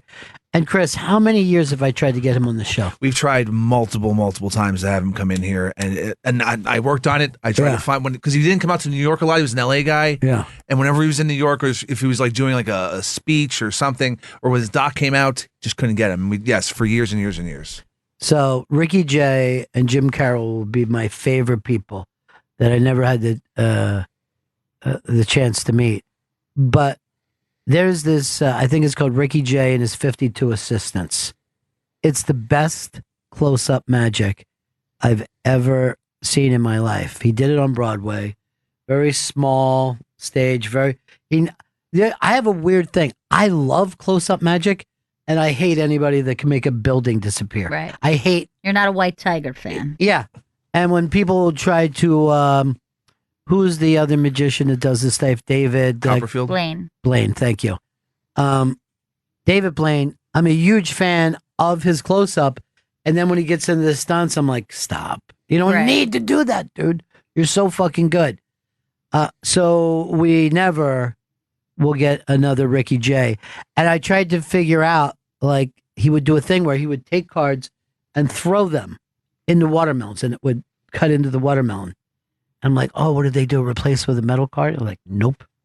He just, and when I found out how he did his tricks, which was just really be alone doing card tricks for 12 hours a day, I'm like, nope. Yeah. It's Never like, had the patience to do yeah, that. just like in the same way, I would love to be able to play guitar like Eric Clapton, but wouldn't put an hour into practice. Because in the my life. skill set of like your like how good you have to be with your hands It's and know your unbelievable. all your ankles and everything. So yeah, that's just, and I saw this, people were writing things on Twitter, and a lot of famous people too, but I don't know who tweeted this, but they said that they were at a party with Ricky Jay, and it was just, one of those LA, kind of, just a party, a house party, but, adults. And the woman was like, why don't you do a trick for us? And he goes, ma'am, I don't want to do, She kept asking. Time went by like an hour and a half. And he goes, you want a trick? And he just takes his card and throws them into these wine bottles, right? And you looked over and there was cards in the wine bottles, right? From that deck that he had. What? And they said people were so weirded out that the party broke up. So now, if you even pay attention to magic for a second, you had to know that he set that up before the party and refused to do a card trick until a time where he could act annoyed, do that. It's amazing. You know what I mean? Like, he didn't just go, oh, I know, I'll get these cards inside there. You know what I mean? So that's the kind of fantastic stuff. Now, you know that Ricky Jay also worked with David Mamet, who loved him. Yep. Paul Thomas Anderson, who loved him, and a lot of other people that he would be called in to consult on movies. Some of it having to do with how to pull off the action as well. So, I mean, beloved guy in this business. And then Bertolucci passed away. Yeah. The great filmmaker. And what was the movie that when you were a kid we watched over and over and over again? It had Liv Tyler in it. When she went to Italy. Stealing Beauty. Stealing Beauty. Yeah. Was great. Last Tango in Paris was a movie that I saw when I was a kid that, as the years have gone by and we've Me Too'd it up, people hate that movie now, but I thought it was just amazing. And then The Dreamers is a movie that didn't get popular, but it has, and it reminds me of Ricky Jay, a shot in it. There's one of have you seen the movie? Yeah. The Venus de Milo shot is one of the most beautiful things I've ever seen in my life. And he was just a phenomenal filmmaker. And again, I don't know whether we get that kind of That kind of like eye too is like it's so specific and I feel the same way that I feel about Ricky Jay. I'm not going to put that kind of work into something.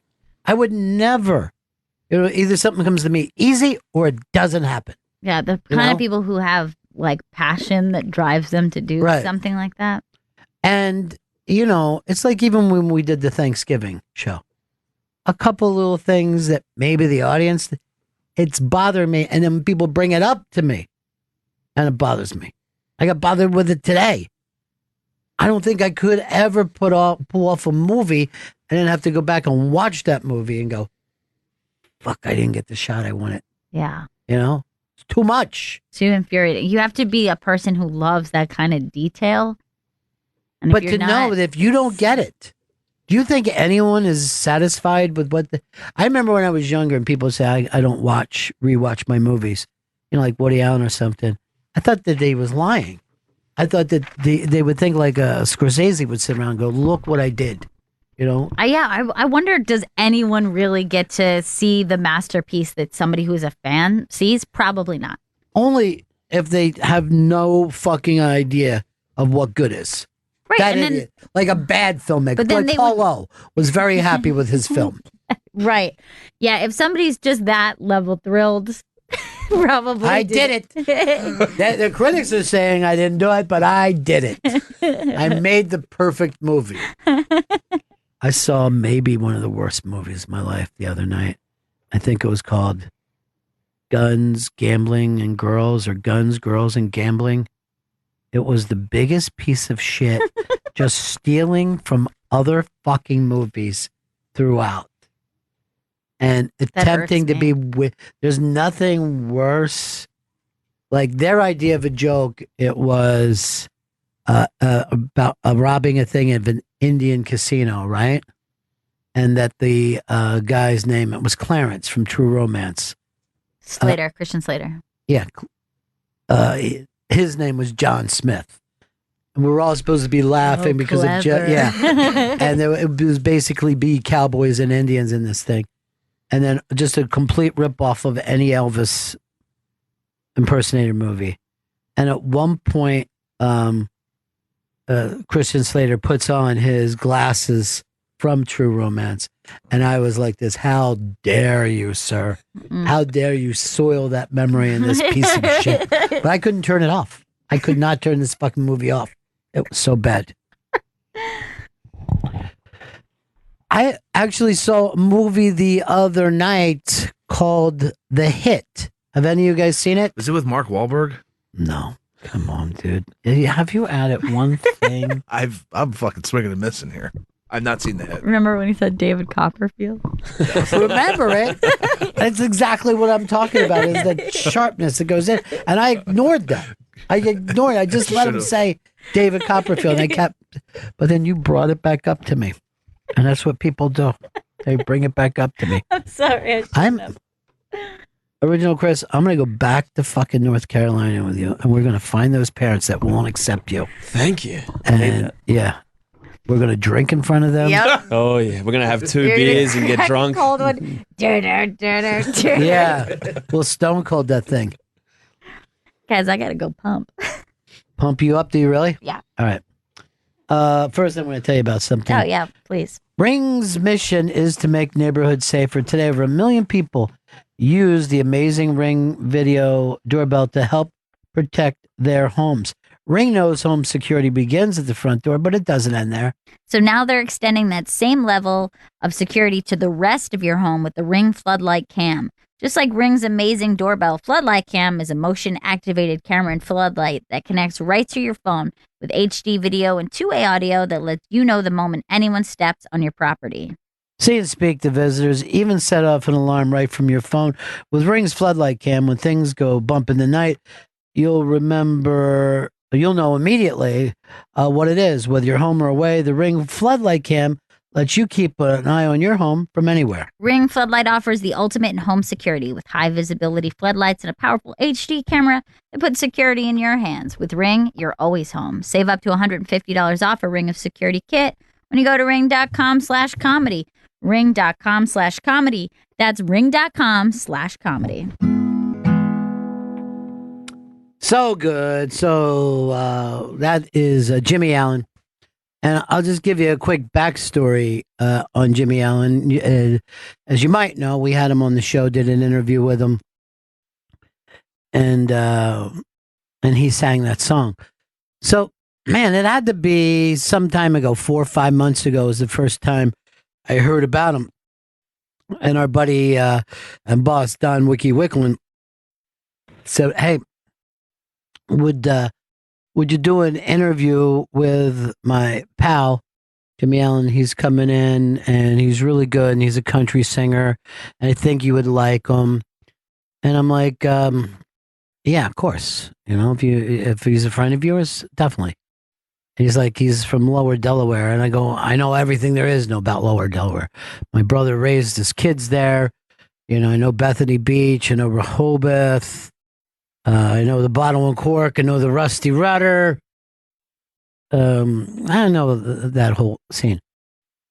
And it took us a while to get him, and the kid came in, and he was, just a really sweet, great kid, and he sang that song, and it was, I'm like, oh, this guy's good.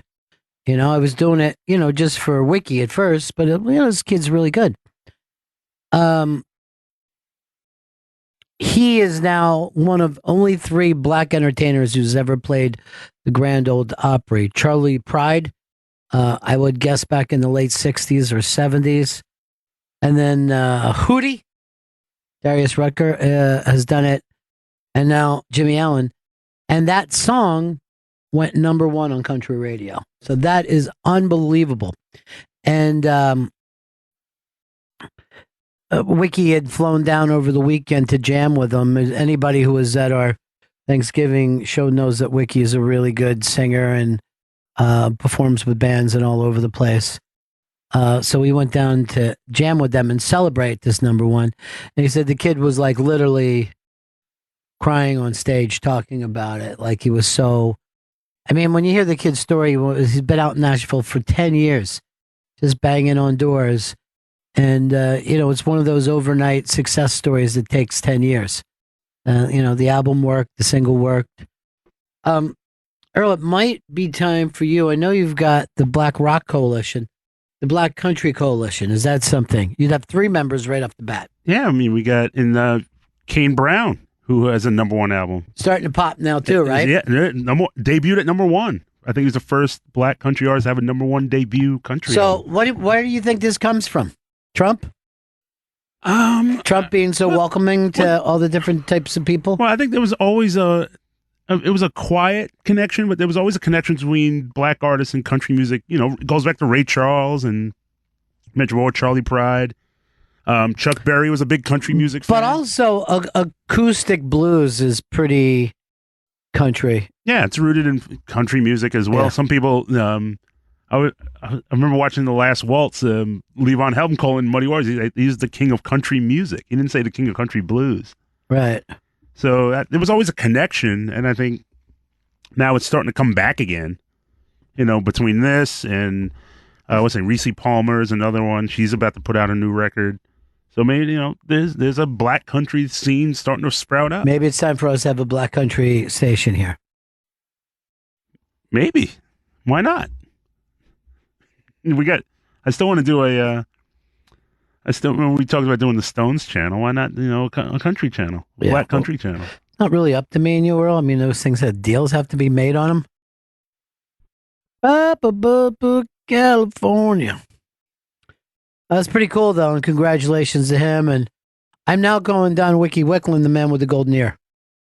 That's my new nickname for him, because he was onto that kid before any of this stuff happened.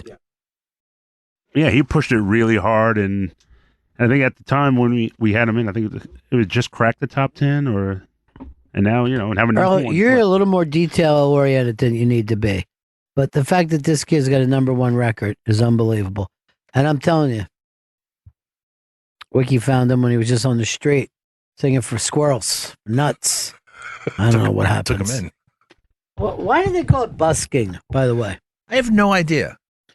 All right, this is the Bennington Show. Gail's off pumping. Takes her a while to get the milk out of her breast. But it's all part of the fun here. I am out with 2 of my best comedy buddies, Jim Florentine and Rich Voss, and we're going to a place called Windsor Locks, Connecticut. Voss put this together a long, long time ago, and God damn it, it's caught up with me. But it's great to go home to Windsor Locks. It's Saturday, December 1st at the Treehouse Comedy in Windsor Locks. Go to treehousecomedy.com for tickets. If you've never seen Florentine do his stand-up, it's just fantastic. He's a great storyteller. Rich Voss is called a legend for a reason. And I'm going to be there too. And God damn it, I'm going to try my best to make you laugh. I'll be like, yeah, bah, bah, bah, bah, bah. I don't know. I'll try to think of some jokes before that. But anyway, go to treehousecomedy.com. It will be the last time I ever come back to Windsor Locks. A lot of that has to do with child support. I can't really comfortably go into, but I've already heard this. The Brazilian girls are going to be there. That's exciting. Did you get to meet them on Thanksgiving? I saw them. I didn't get to actually meet them, but aren't they crazy, sexy, and fun? They're awesome. I saw you with these 3 women. I was like, oh, that's those are the Brazilian women. Yeah. The Brazilian women, there's something about the Brazilian girls. We've never called them women before. But you just feel like you're seconds away before sex could take place. Because they're very, very sexy people, the Brazilians. Yeah, one of the sexiest in the world. Maybe one of. Who's going to beat Brazilians? French women, maybe? Okay, but they don't, shave down as well. There is you've heard the term Brazilian wax, right? I have. No one's ever said French wax, if you know what I mean. I got you. Also available on the iBangShop.com are the new Bennington t-shirts. They're available now at iBangShop.com. And while supplies last, you get a free signed Bennington poster. iBangShop.com. Just take your time. First of all, don't try to, when I'm doing a plug, don't come in and try to do the second plug. You got plenty of times to do plugs. I do. So why you plugging on one? And then you're just offering up free t-shirts. And that ain't going to happen, folks. Free posters. Signed posters. Free signed posters while supplies last. iBangShop.com for the new Bennington t-shirt. I want Earl to do the next one later on the show. Okay. Earl, you be ready to come in with it and never tell us when it's going to happen. It's between now and the end of the show. And you might end up the new Plugmeister after Chris just attempting to give away everything for free. You can drive your truck right up here and help yourself. Start taking all the equipment out of Sirius XM. That's never happened, folks, and it won't happen. Ba-da-ba-ba-da-ba-bo. Oh. All right. Do you know this? Are you familiar with this? I just got it. Okay. So let's see. We already talked about Chris's thing. Now, Vito told me that he has a conspiracy. And I just saw something, I think it was on Sunday morning TV, that you can't knock a conspiracy thing out of people's minds once they have a conspiracy. Yeah. Now, the one that I grew up with my whole life was the JFK conspiracy. That was always in the background. Nothing has even slightly come out about that I hadn't heard when I was a child. You know what I mean? Yeah. Like it's the same amount. 9/11, there's never been anything new about that. No. Moon landing? That was conspiracy theory too. It wasn't at first. That didn't become a conspiracy one for a long time. It was a really good one. That wasn't a conspiracy when it happened. Where I think the other ones, it did pop up. But I think once we started to get a lot better at CGI, and I don't know why people want to say we haven't landed on the moon. No, that's I don't really know weird. what they think anyone gets out of it. That's an interesting one. Like, I guess to prove the government's lying to us? But why in that case? I think that one was because it was that the U.S. wanted to say to Russia, we got there before you did. So they staged the moon landing to win the space race. But you know who's not accusing us? Russia. Yeah. That would be interesting if it was. And I don't think there's anyone from the scientific community. And don't you think they would like to blow the whistle on that as well? And everything's come out against it. Like the people who say, oh, why is the flag waving? Doesn't matter. That's the thing about a conspiracy. It doesn't matter. Do you believe in one single conspiracy? 844 Rock God, 844 Rock God. Remember when Hillary Clinton said there's a great right-wing conspiracy out to get my husband? Yeah. And everyone mocked her for it and laughed in her fat face about it. Now there's this new Corin Lewandowski book coming out. Yeah. And I forget who the partner is. They go, yeah, she was right. And now there's a left-wing one that's embedded, trying to destroy President Trump. So there's somebody who, finally had somebody agree with her, but who knows if there's somebody, if he would know any more than if Chris would.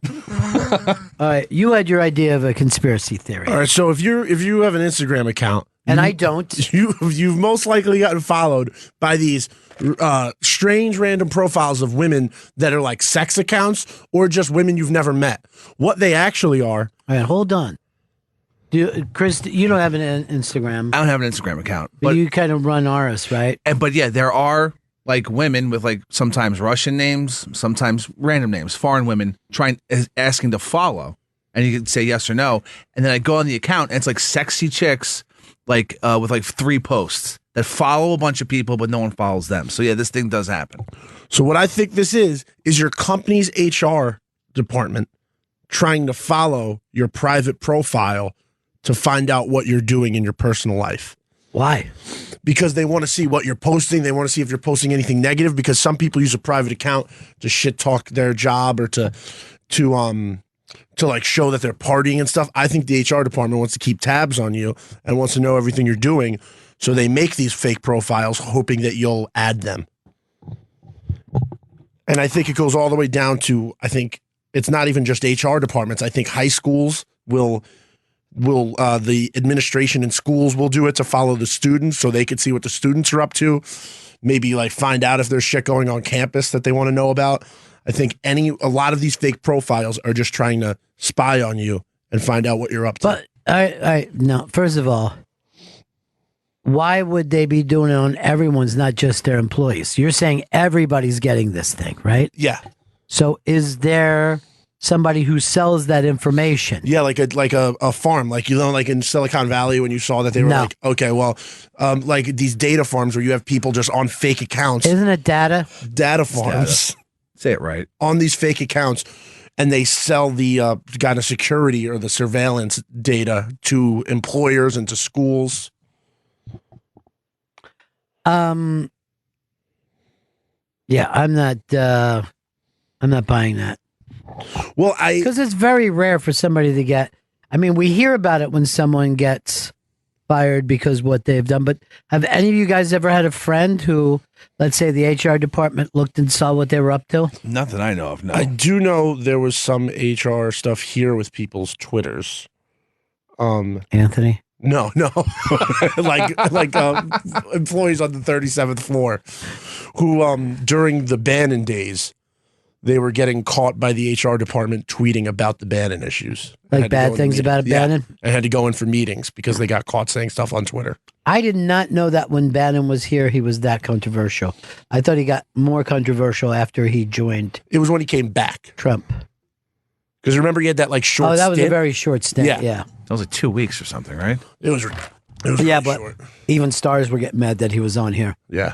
And I'm like, he's one of the shows on here. It's like if I like classical music, but let's say I didn't like one of the shock jock shows, I would just stay on my classical music. I have a conspiracy that it's my own. I've never heard anyone else talk about this conspiracy, but I totally believe it. About 6 years ago, Mike Bloomberg, the then mayor of New York City, got into a giant fight with the dude who had all the yellow taxi medallions. They got into a big public screaming match at a party. Right. And then Bloomberg said, I'm going to destroy you.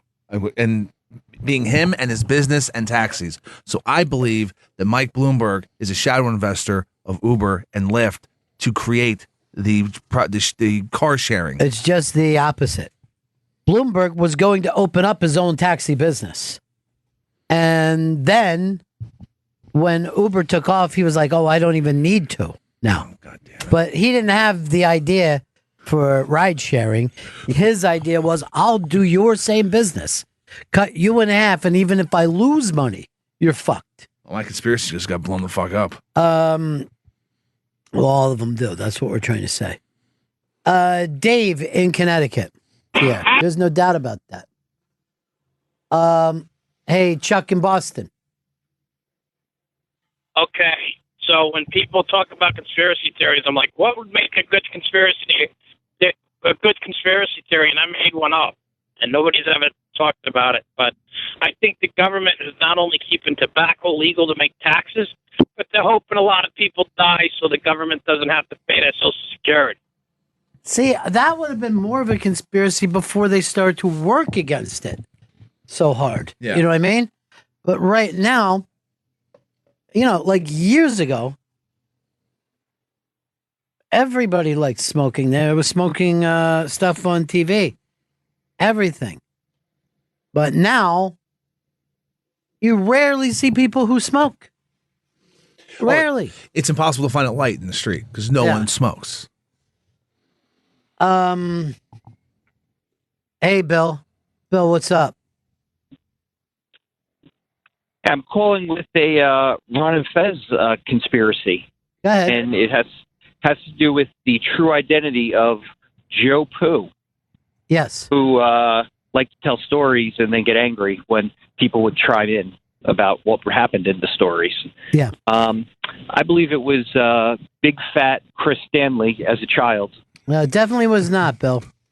And the fat thing, this is why throw in the fat shaming? Well, that part's true. And Bill, That part's and true. Joe Poo, of course, is a real person, but he's also older than Chris. Okay, I really heard it was Gail's brother. Ian, that wasn't Joe Poo. That would have been a totally different thing. You don't even know your history. But Joe Poo was a real guy who worked. Now, there was a guy, Joe Jr. Yeah, I like Joe Poo. I eat my own poo, too. And he was a little kid. Have you ever heard the no planes conspiracy for 9/11? Go ahead, give it to me. So if you look at the way the plane slices through the Twin Towers, it wasn't actually a plane that crashed in. It was a hologram that was set up from another building, and it was bombs that fired off in the World Trade Center, and that's why they collapsed down. The problem is that, has you ever tried to run a hologram at 9 o'clock in the morning? Hey, look, it's Hard Rock Johnny. Johnny, tough break with your Giants yesterday. You were right there against my Eagles. Two powerhouse East teams. People, I forget what the Eagles are like, one game out now or something. Yeah, And my friends are going, hey, we still get. I go, who fucking cares? These guys struggled and needed bad plays to beat the Giants. Yeah, the Giants are train wreck. I believe that you took a nap during the game. I did take a nap and then woke up and I'm like, hey, we're tied up. Oh man, it was terrible, and I can't anymore, and it's fine. I'm just rooting for individual teams since I'm alive in two very, very, very large suicide pools. So I'll just keep rooting for yeah. Who are you going to root for? Anybody who yesterday, I've never rooted harder for the Indianapolis Colts to win a game. I hate them. Did. I don't necessarily like them, but I like the amount of money that it's gotten closer and closer to my pocket. Yeah, that's true. So, yeah, you got to get money's good. Everything. Oh my God, one of the pools is 6 figures, and there's only like 20 people left. It's kind of crazy. Good for you. I hope you get it, buddy. If anything, I'm glad to see. It would be cool to see one of these newer, younger teams, whether it's Kansas City or LA. It would also be cool to see Drew Brees get another one because he's truly one of the great quarterbacks of all time, and he only has one. But I don't know. I mean, there's not a lot of greatness out there. No, it's a sea of shit. No, but it's there's also some of these, like, how about yesterday, Phillip Rivers, who's been, he was in that good class with Eli and Ben. Guy goes 25 for 25, and the 26 pass should have been complete, but someone hit his arm on accident. Like, it was like, I tell you, man, he's very. If it wasn't for Pat Mahomes being so amazing, he would be and Breeze, he would be the number one guy right now for MVP. I mean, he's had an amazing season. Quietly out there on the West Coast, and that team, the Chargers, are a sleeper right now to be. I'll just tell you something about Phil Rivers, and I had him, as Chris remembers, as my fantasy guy for a couple years in a row. Yes, he's terrific, but there's no one I dislike more as a person than that fucking guy. I just can't stand him. Shitty haircut, everything about him.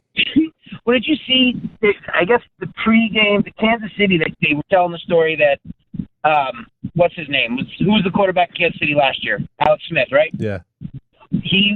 Mahomes' father was interviewed and said that he was the greatest guy ever because he took Pat Mahomes under his arm and under his wing and just said, hey, listen, I know that you're here to replace me, so I'm going to teach you. And he helped him out and taught him the ropes and showed him what to do. And, I mean, this Mahomes is just insane. That's what I call a real idiot. Just give away your stuff for free. And now the poor guy's never going to play again. Well, Johnny, I got to tell you, I think I don't know when your team is going to get better, but it looks like you could bounce at any time you want in this league. Yeah, in this league, you're going to get crazy. And if you're at the top, look at Jacksonville.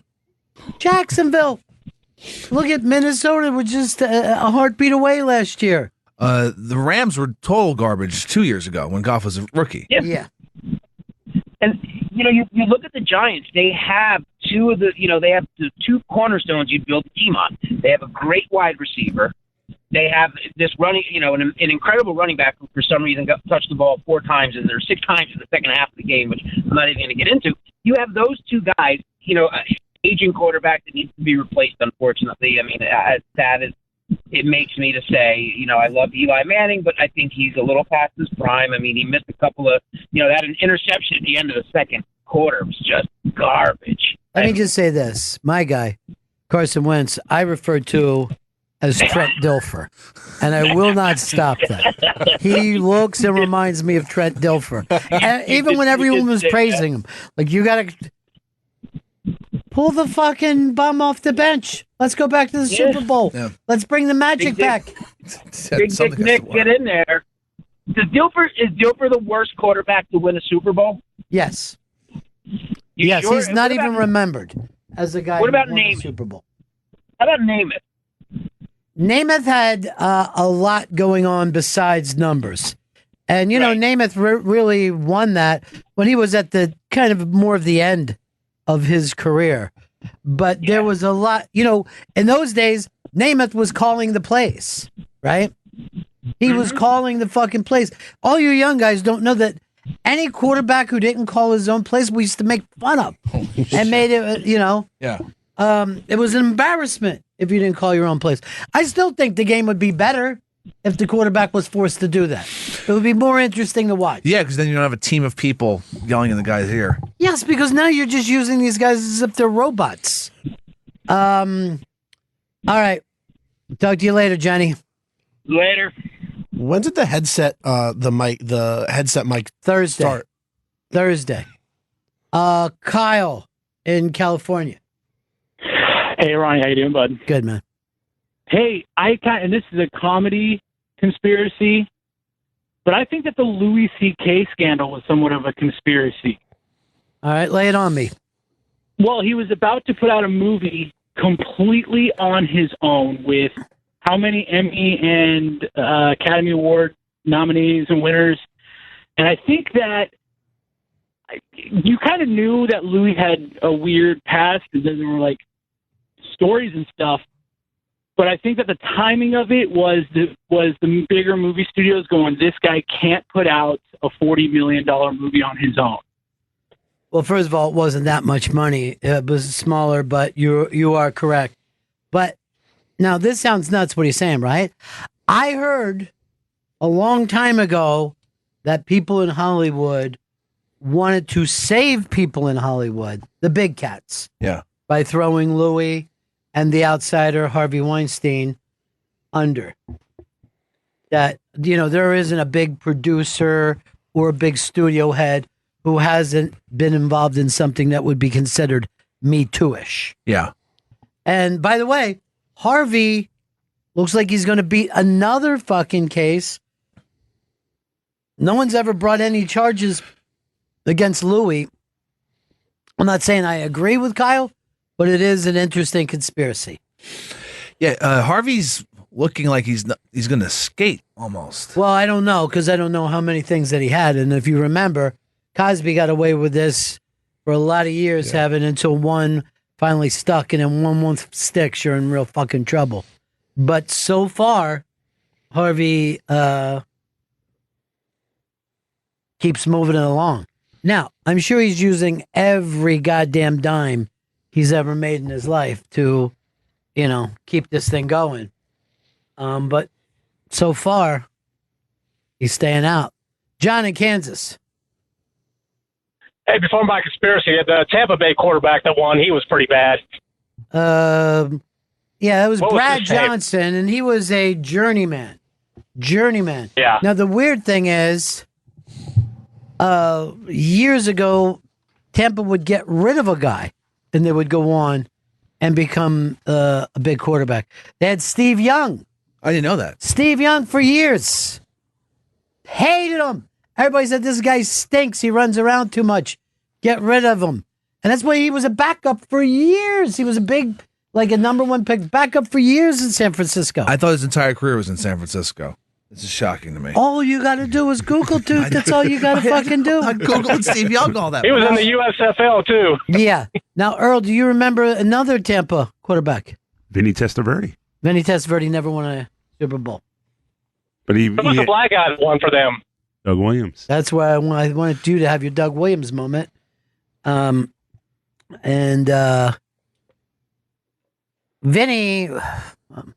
was so bad he became a Jet. Let's be honest. All right, what's your conspiracy, John?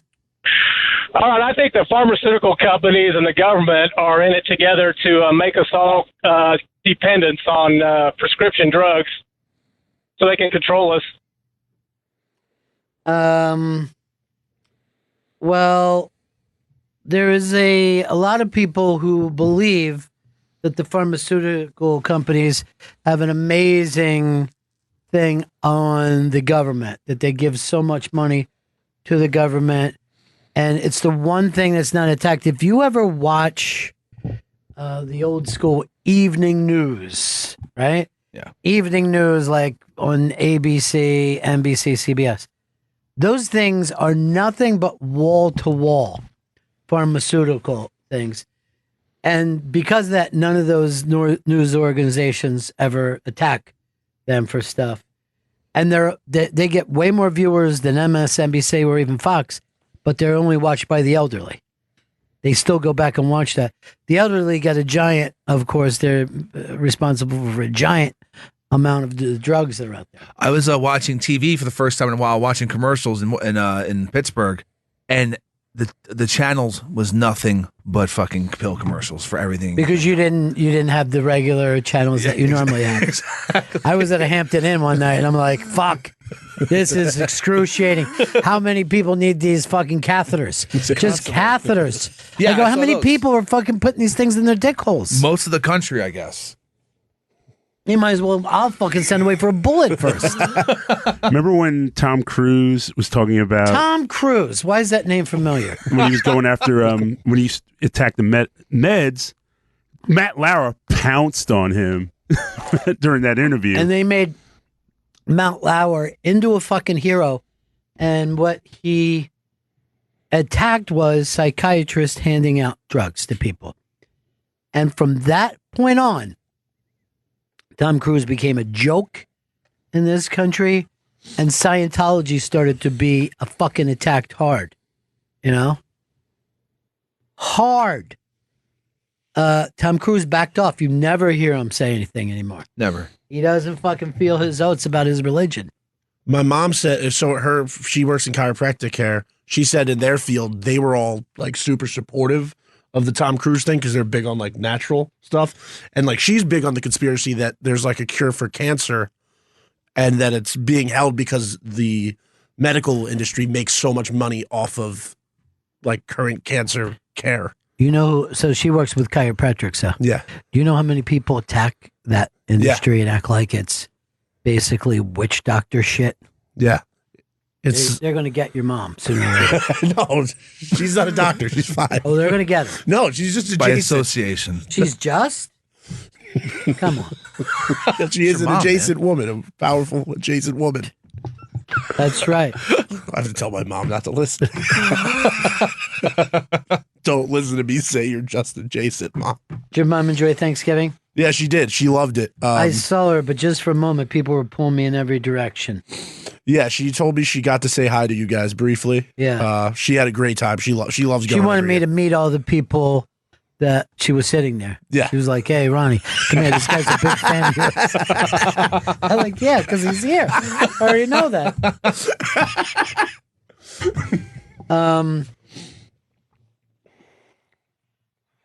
The Flats just wrote to me, and he was supposed to have his fucking foot shaved today, but he just got an MRI and changed till tomorrow.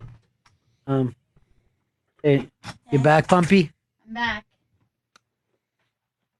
But he's telling me about a big JFK anniversary conspiracy. Says they have 18 witnesses, 12 that are Secret Service agents. After 50 years, everything is unsealed and available. All right, well, let's have them all out then. Why wouldn't this be on fucking Fox News? Why wouldn't they be going right now? We're going to trust these guys to fucking go after Trump? They killed JFK. Got the paper right here. There's a JFK umbrella theory that there's a guy pumping his umbrella and that it was a single shot shotgun or rifle. And that when he pumps that umbrella, he's the guy who shot JFK just in the crowd. Except for we don't have a rifle like that yet. Well, why would anybody have an umbrella on a day like that? There's a beautiful day. Yeah. And there was a guy with an umbrella in the video. Yeah. Well, a lot of gay guys like to have this take care of the skin, even back in '63. You guys, I got breast milk on my phone. Oh no. Is that bad or good? I think it's fine. Okay. Did it get into the charging area? I don't think it did. Then you're good. Okay. Let me see. It says here, do not get breast milk into the charging area. Damn it. We were talking about conspiracies. You got any that you believe in? There's one that I really liked that after do you remember the pretzel incident with George Bush. Yeah, so George W. Bush choked on a pretzel. I think they maybe even took him to the hospital or like paramedics showed up or something like that. So there's this conspiracy theory that he had actually suffered a stroke and he was basically being propped up after that. Like mentally, he never really got to be recovered, and they but lied. He was never that strong before that. Yeah, that is the one problem. But they were like, if there was like a before and after, and there was this whole thing about how after that they really just propped him up as president, but they didn't want to say that he had suffered, something that would actually make him not able to continue as president. So they came up with the choked on the pretzel thing. Here's the thing. He said he was laying down watching a football game, eating pretzels. Everybody will choke like that. I mean, you got to sit the fuck up. My mom used to freak out when she saw us like laying down on the floor, popping shit down our throats. That was like one of the first lessons I ever got. My uncle just said, "Don't ever lay down and eat." Well, remember, your mom wouldn't let you kids eat when in the other room by yourself. Yes, there was a lot of strict. I'm like, let them eat wherever they're hungry. They can eat in here. You know what I mean? Yeah. She just didn't want them choking in the other room. And silently choking and her not realizing. So you'll like want a little snack. You're like, I guess I have to take this in the other room so someone can watch over my chewing and swallowing. We didn't let you swim by yourself. You had to let somebody know. But you know what? In the pool. That kind of anxiety is passed down to me because I have a terrible fear and anxiety with people choking. Like I'm always worried someone's choking. Everybody has that. I don't know. I feel like I'm extra nervous. Remember one day when the baby made an noise, all these guys just jumped up. Yeah. And you were like, no, she does this. I know. I know. But I know that because like the first time she did it, I had a full on panic attack. I know, but I'm saying we all do that. No one wants to be in the room when someone's choking. I've been with Chris when he started choking. I just started punching him in the liver. Did it work? I don't know what to do. Just I think it did. I'm alive. Yeah. I almost. Motherfucker! Ow! Live, damn you! You beautiful bastard! You gotta live. Let me kick you in the face. I almost choked on a lifesaver as a kid. You almost choked on a dick. Well, you know that. He just laughed at himself being made. Do you fun know of. that a lifesaver was made because kids were choking on hard candy? I heard that. So you can't choke on a lifesaver. I don't know. I was in a lazy river at a water park, and somebody handed me a You want lifesaver. a piece of fucking candy in a pool? Somebody ran over. He's hedonistic. My stepdad ran over Hedonism, baby. and handed me a lifesaver from the side. Was like, He wanted have to one. get rid of you so you could have a fucking the nice life that you deserve with your mom. And I ate it, and all of a sudden it just got lodged in my throat, and I went blue, and I thought I was gonna die. Like I thought it was over there. You were just getting less though. You can't choke on a lifesaver. How many did you put? Did you put a whole roll in your It mouth? wasn't just one. Who is just one lifesaver? All right, let me play this game with you. Okay. Chris, why is there a hole in the donut? We know why there's a hole in the lifesaver to keep kids from choking. It's just for aesthetics. They thought that would be interesting to see. Earl, No idea. Peter, You can hold it with your coffee. hold it with your coffee. Yeah, like No one holds a donut like that, though. like that. What do you mean? You put a donut here and then eat it around your coffee cup? Yeah, What do you? you put it there? But no one Yeah. does that. But you could. But no one No, does it. you couldn't. You couldn't look at the size of the bottom of the coffee cup. Is there any donut where the hole is nearly that size? No, never. No, it doesn't. It's a work. car tire. You couldn't even get that fucking donut around your dick unless you were young. I'm going to go with delicious fried surface area. They wanted as much surface area of the fried as possible. One is you is close. Me. I think it's me. It's Gail. Damn it. And although the surface area is true, you get more surface area, so more of the crispiness, but you also don't have it cooking uneven. Here, it's cooking easier than if you had just had there was a doughy center. Oh, that makes sense. Yeah. So now it's never as thick, like you're not going to get a raw Right. part in the middle. You're going to be like, oh, this is crispy on the ends, but it's really fucking disgusting in the middle. Fuck this. Why don't they fill it up with cream? Maybe we can have an all donut party this Christmas. Oh, Christmas please. donut party. We have a Christmas donut party. Yeah. Why do I look to Vito? Can we, Vito? Because He remember, said, no, Ron's wrong. I don't want you guys having too many sweets. remember when I had plans for something and Vito was the one who nixed it? Because Oh, the yeah. Saturdays aren't free?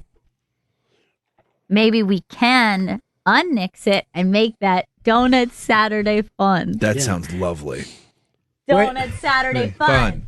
Or Donut Saturday fun. here's what I was Donut thinking. Saturday But he's I was in. actually thinking, because it was really bugging me over the break, I was thinking I could easily just call it a bomb fucking scare to his weekend job. Don't do that. That'll be simple. It's easy And for it everyone. works for everybody. Yeah. Yeah. And then you won't even get in trouble. I don't know. I might now that it's on air. It'll just be a coincidence. Oh, remind me to tell you a story. I got to probably tell you off air Oh, Okay. on that. Okay. I love off-air stories. Oh, they're the best. I hate to tell you guys this, Yeah. but the off-air stories. Oh, yeah, because then we can give out names. Like, remember that picture I showed you off air today? Mm-hmm. That would be quite the buzz. Hello. In the comedy world. Means nothing now. I got some good news for everybody, too. Mm-hmm. Dish is proud to bring you the best in country music with their original concert series, Hometown. And on November 29th at 9 p.m. Eastern Standard Time, Dish is heating up your holidays with one of the hottest live performances of the year. Don't miss CMA nominated Lanco Live. Yeah, Lanco Live on their Hallelujah Nights tours exclusively with Dish. Catch every second of the live performance on Dish Studio Channel 102 or stream it on Facebook Live at facebook.com/Dish. Hometown is a Dish original concert series celebrating the importance of where we come from and the stories that connect us. I love this. Before the live performance, tune into Dish Studio Channel 102 to watch an exclusive Hometown interview with Lanco as they reveal the story behind their record-breaking debut album, Hallelujah Nights, and their number one hit, Greatest Love Stories, followed by the entire Hometown concert performance live November 29th at 9 p.m. Eastern Standard Time, only on Dish Studio Channel 102 and streaming on Facebook Live at Facebook.com/Dish Lanco.com/dish. Dish is proud to serve hometowns all across the country, and thanks to Lanco, there's proud to bring the best in country music too. To learn more, go to dish.com/hometown. Dish, tuned into you. Welcome back to the Bennington Show. The brand new Bennington shirt is available now at the ibangshop.com. www.ibangshop.com. And we are proud to announce that the posters are gone.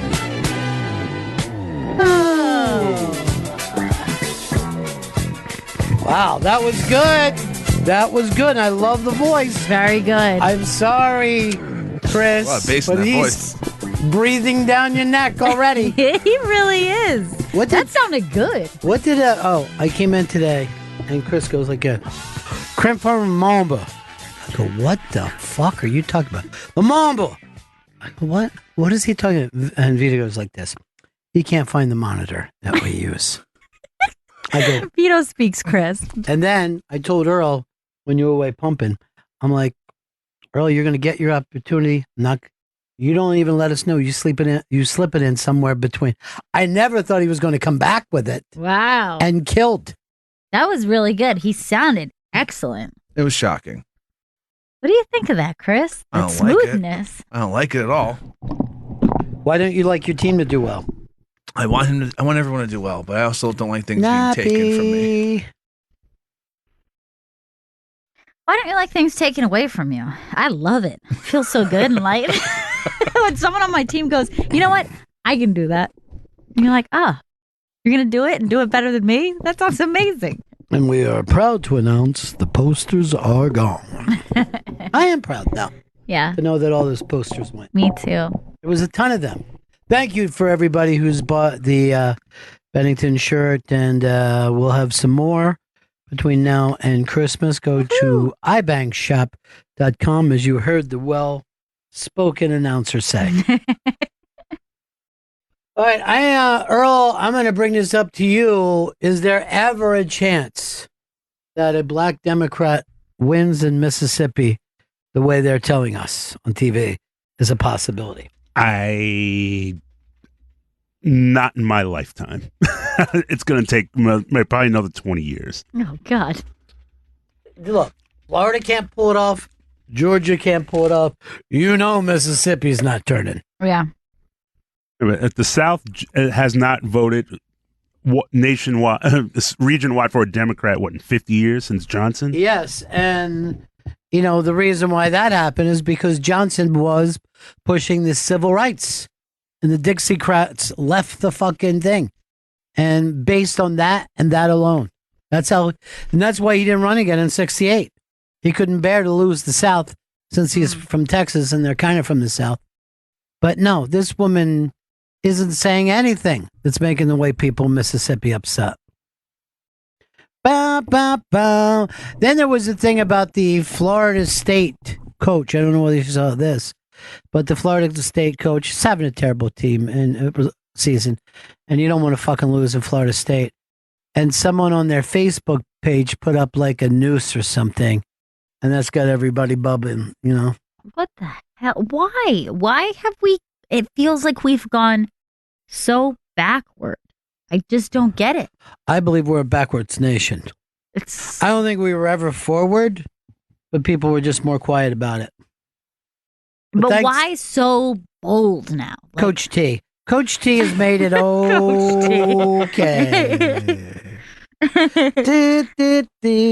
Well, we never sent, shot tear gas at people that were running for their life from another country. We never did all this kind of stuff.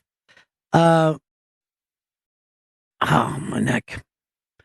But we are where we are. Everybody loves it. Everybody loves this country. We're making it happen. We're making it happen. Do you feel like we've made it great again, as promised? Yeah. I think we have. I think it's pretty great. I don't think it's look, I don't know whether we've ever been great, but all these problems always existed before. You know what I mean? Is it better or worse that it was swept under the rug before? I like sweeping stuff under the rugs. I'm Catholic, so I like not bringing things up. Right. We're not too racist. Do you miss the Obama years I don't even remember them. It was like a fever dream. Oh my God, they were so good. When they said that racism was over, they're like, we've defeated Post-race. racism. We were post-race. I think white people said it was a post-racial nation, but you black agreed. people. But no, It's always been post-racial for me, Earl. Never have ever once kept me up. As an Irish? There was a time when I ran home crying one day because I was called a white cracker for the fact that my skin was white, like a Nabisco cracker. And that hurt me. And I was called honky for the way I spoke out of my nose, like a honking goose. I'm pretty honky even for a white person. I'm very nasal. I'll say this, I'm pretty fly for a white guy. No one ever brings that up. Well, all the girlies say it. Thank you. None of the girls ever liked me when I was younger. That's not true. You had all kinds of girlfriends. A new one every week came in here. So my mom always tries to start yelling at me. You had everything everyone else did. You were in style, mister. You had the best dungarees of anyone in school. Good dungarees. Ba-ba-boo. Who had this evergreen question right here? If we've lost our edge. Which one of you kids was that? Maybe that could be put on this. If I'm not asking too much of the production staff. If the production staff isn't too busy hiding the T-shirts that I have to look into during the show, maybe we could jump into this. Is Vito around? Oh yes, yeah. I know. I remember what this was about. Okay. So my question was this: if we've lost our edge. Mm-hmm. What do you mean by our edge? Well, like, you know how everyone says that the PC culture is ruining. Comedy is ruining entertainment, and that we're so policed in what we can say. Mm-hmm. That it's so sensitive that entertainment is not free. Then why is it that the kind of G-rated 1950s, 1960s sitcoms don't really exist that way? Our most G-rated popular show, probably what, Big Bang Theory? Well, what kind of show are you talking about before? I'm talking about a Leave like It Father, to... Father Knows Best. Yes, a Leave It to Beaver to almost even Full House. You know what I mean? There was a huge era that the kind of G-rated family sitcom was king. And it was, that was appropriate for any family to turn on. And now that doesn't really exist anymore. Well, is there the thing is, you don't know what the family shows. Vito may know because he watches Friday night television. Right. Vito, if we could have you for a few moments, come into this room. Beep, beep, beep. And why do we shut those? I think maybe someone was taking a picture out there. Somebody else shut it on us. Then they need to open it back up after they're done. What are the family shows? If you had some children, it would be the Disney shows, I guess, right? Yeah, like the Disney shows are the only ones that have no sex jokes, but drinking those are jokes. Kids shows. Yeah, but so was Leave It to Beaver, was aimed at children. But then the shows on ABC, like Modern Family, would be like the general, like everybody can watch it. But that's not G as that's G as some of those. That's got plenty of sex in it. Yeah, I don't think I'm even uncomfortable that the girls talk about banging. They do, and we watch them grow up, and I feel like, hey, girls. And they're so breasty. And did you find out whether you can get that girl that you like to come in? Too early.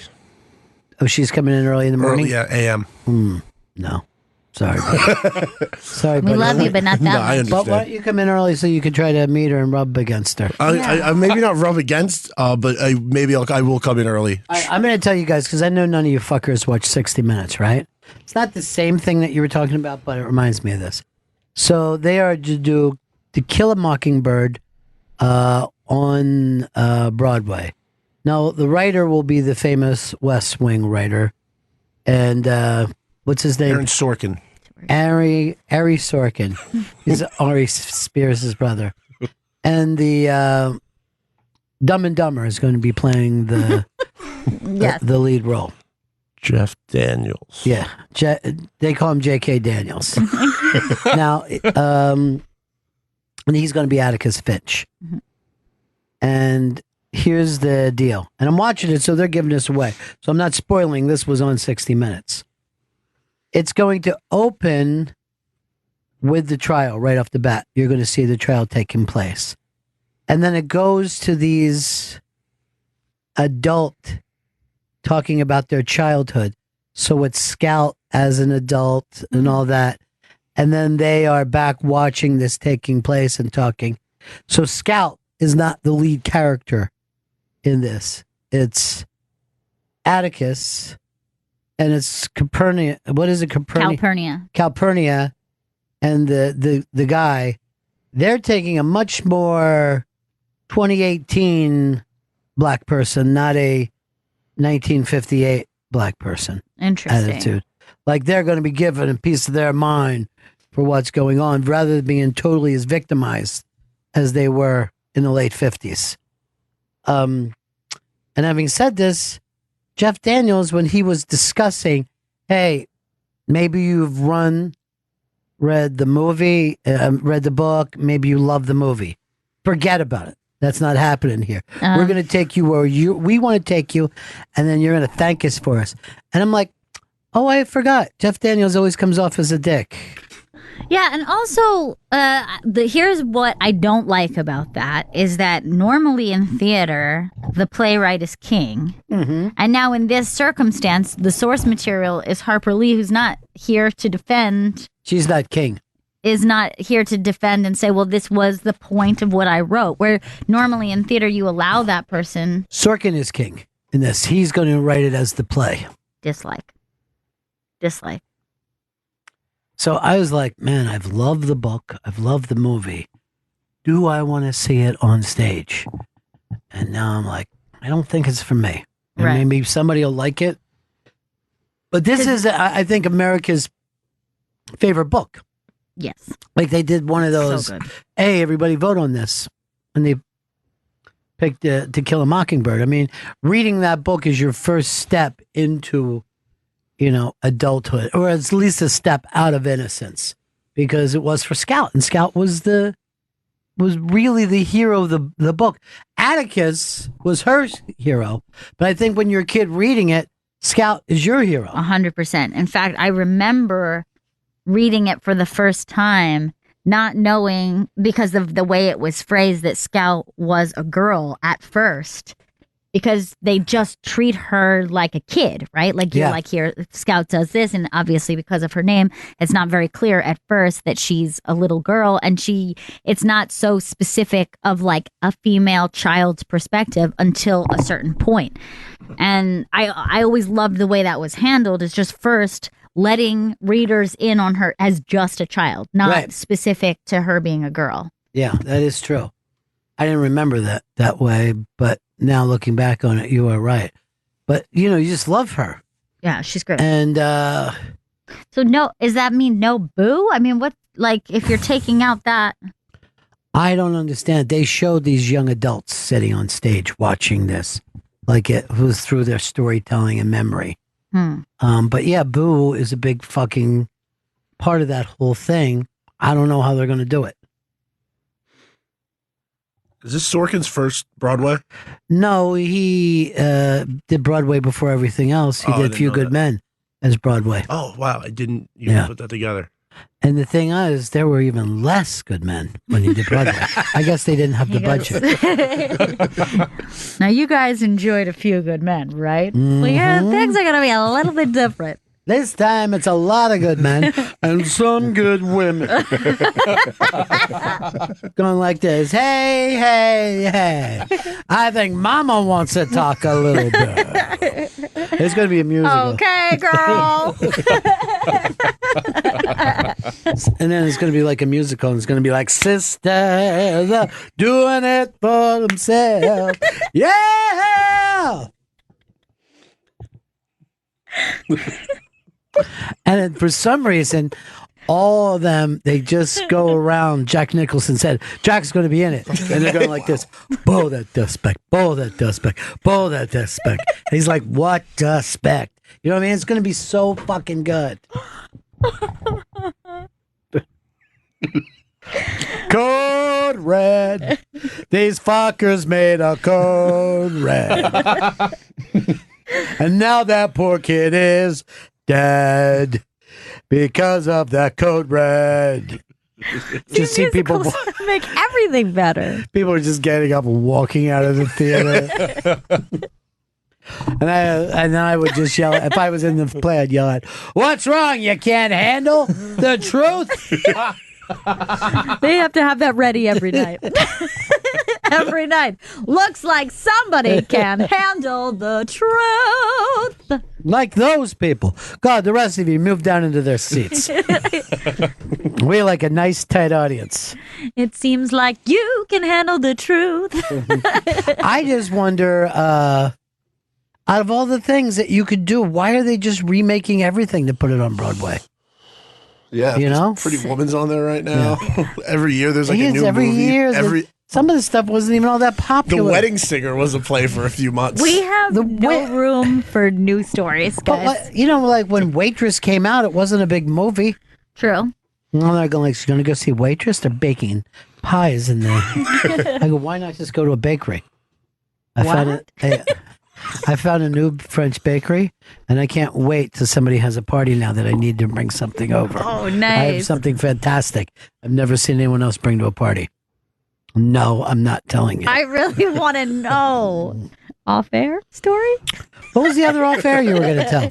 No, you were going to tell me an off-air. What about? Don't forget it. What was it? I don't know. You said you had something good. This. Oh, yeah, that's a good off-air story. I'm going to tell you something good. Ow. Tell me. That was Earl's prom theme. Tell me that you like it. Earl. Well, that's good. He does everything good. Have you noticed, Chris? He does everything that we wanted Chris to do. It's terrible. I love Earl. He could break up a Chippewa in our fucking new Broadway thing. I'm here to break up your Chippewa. Was he with a teen girl or a mom in that thing? I think she was a mom. Because they said teen girl in this. Maybe they're trying to younger it up for everybody. I thought for some reason she was like married woman. I thought so too. Who just wanted a little bit of that BBC. BBC, BBC. Oh dear Lord, his cock all sock. BBC. Let him jizz on me, BBC. All right, we got to wrap this one up, everybody. This musical just takes day by day. Like just takes gospel music. Yeah, that's the beauty of it. A little song called Day by Day. Day by day. All right, anything we need to plug before we get out of here? You go to CharityBuzz.com to bid on a chance to co-host. Bid on a chance. Hold on. That's Earl's thing now. Damn it. Go to www.charitybuzz.com to bid on a chance to co-host the Bennington Show. Bidding ends Wednesday, December 12th. Wow, that's smart. Let's let him do it, Chris. He can You've do got it. so much to do. Yeah. I like having plugs. And Fine. also, I'd like to learn the board if that's okay. Sure. Yeah. And I want you to spend a couple days home. Don't. All right, guys. See you tomorrow. Peace.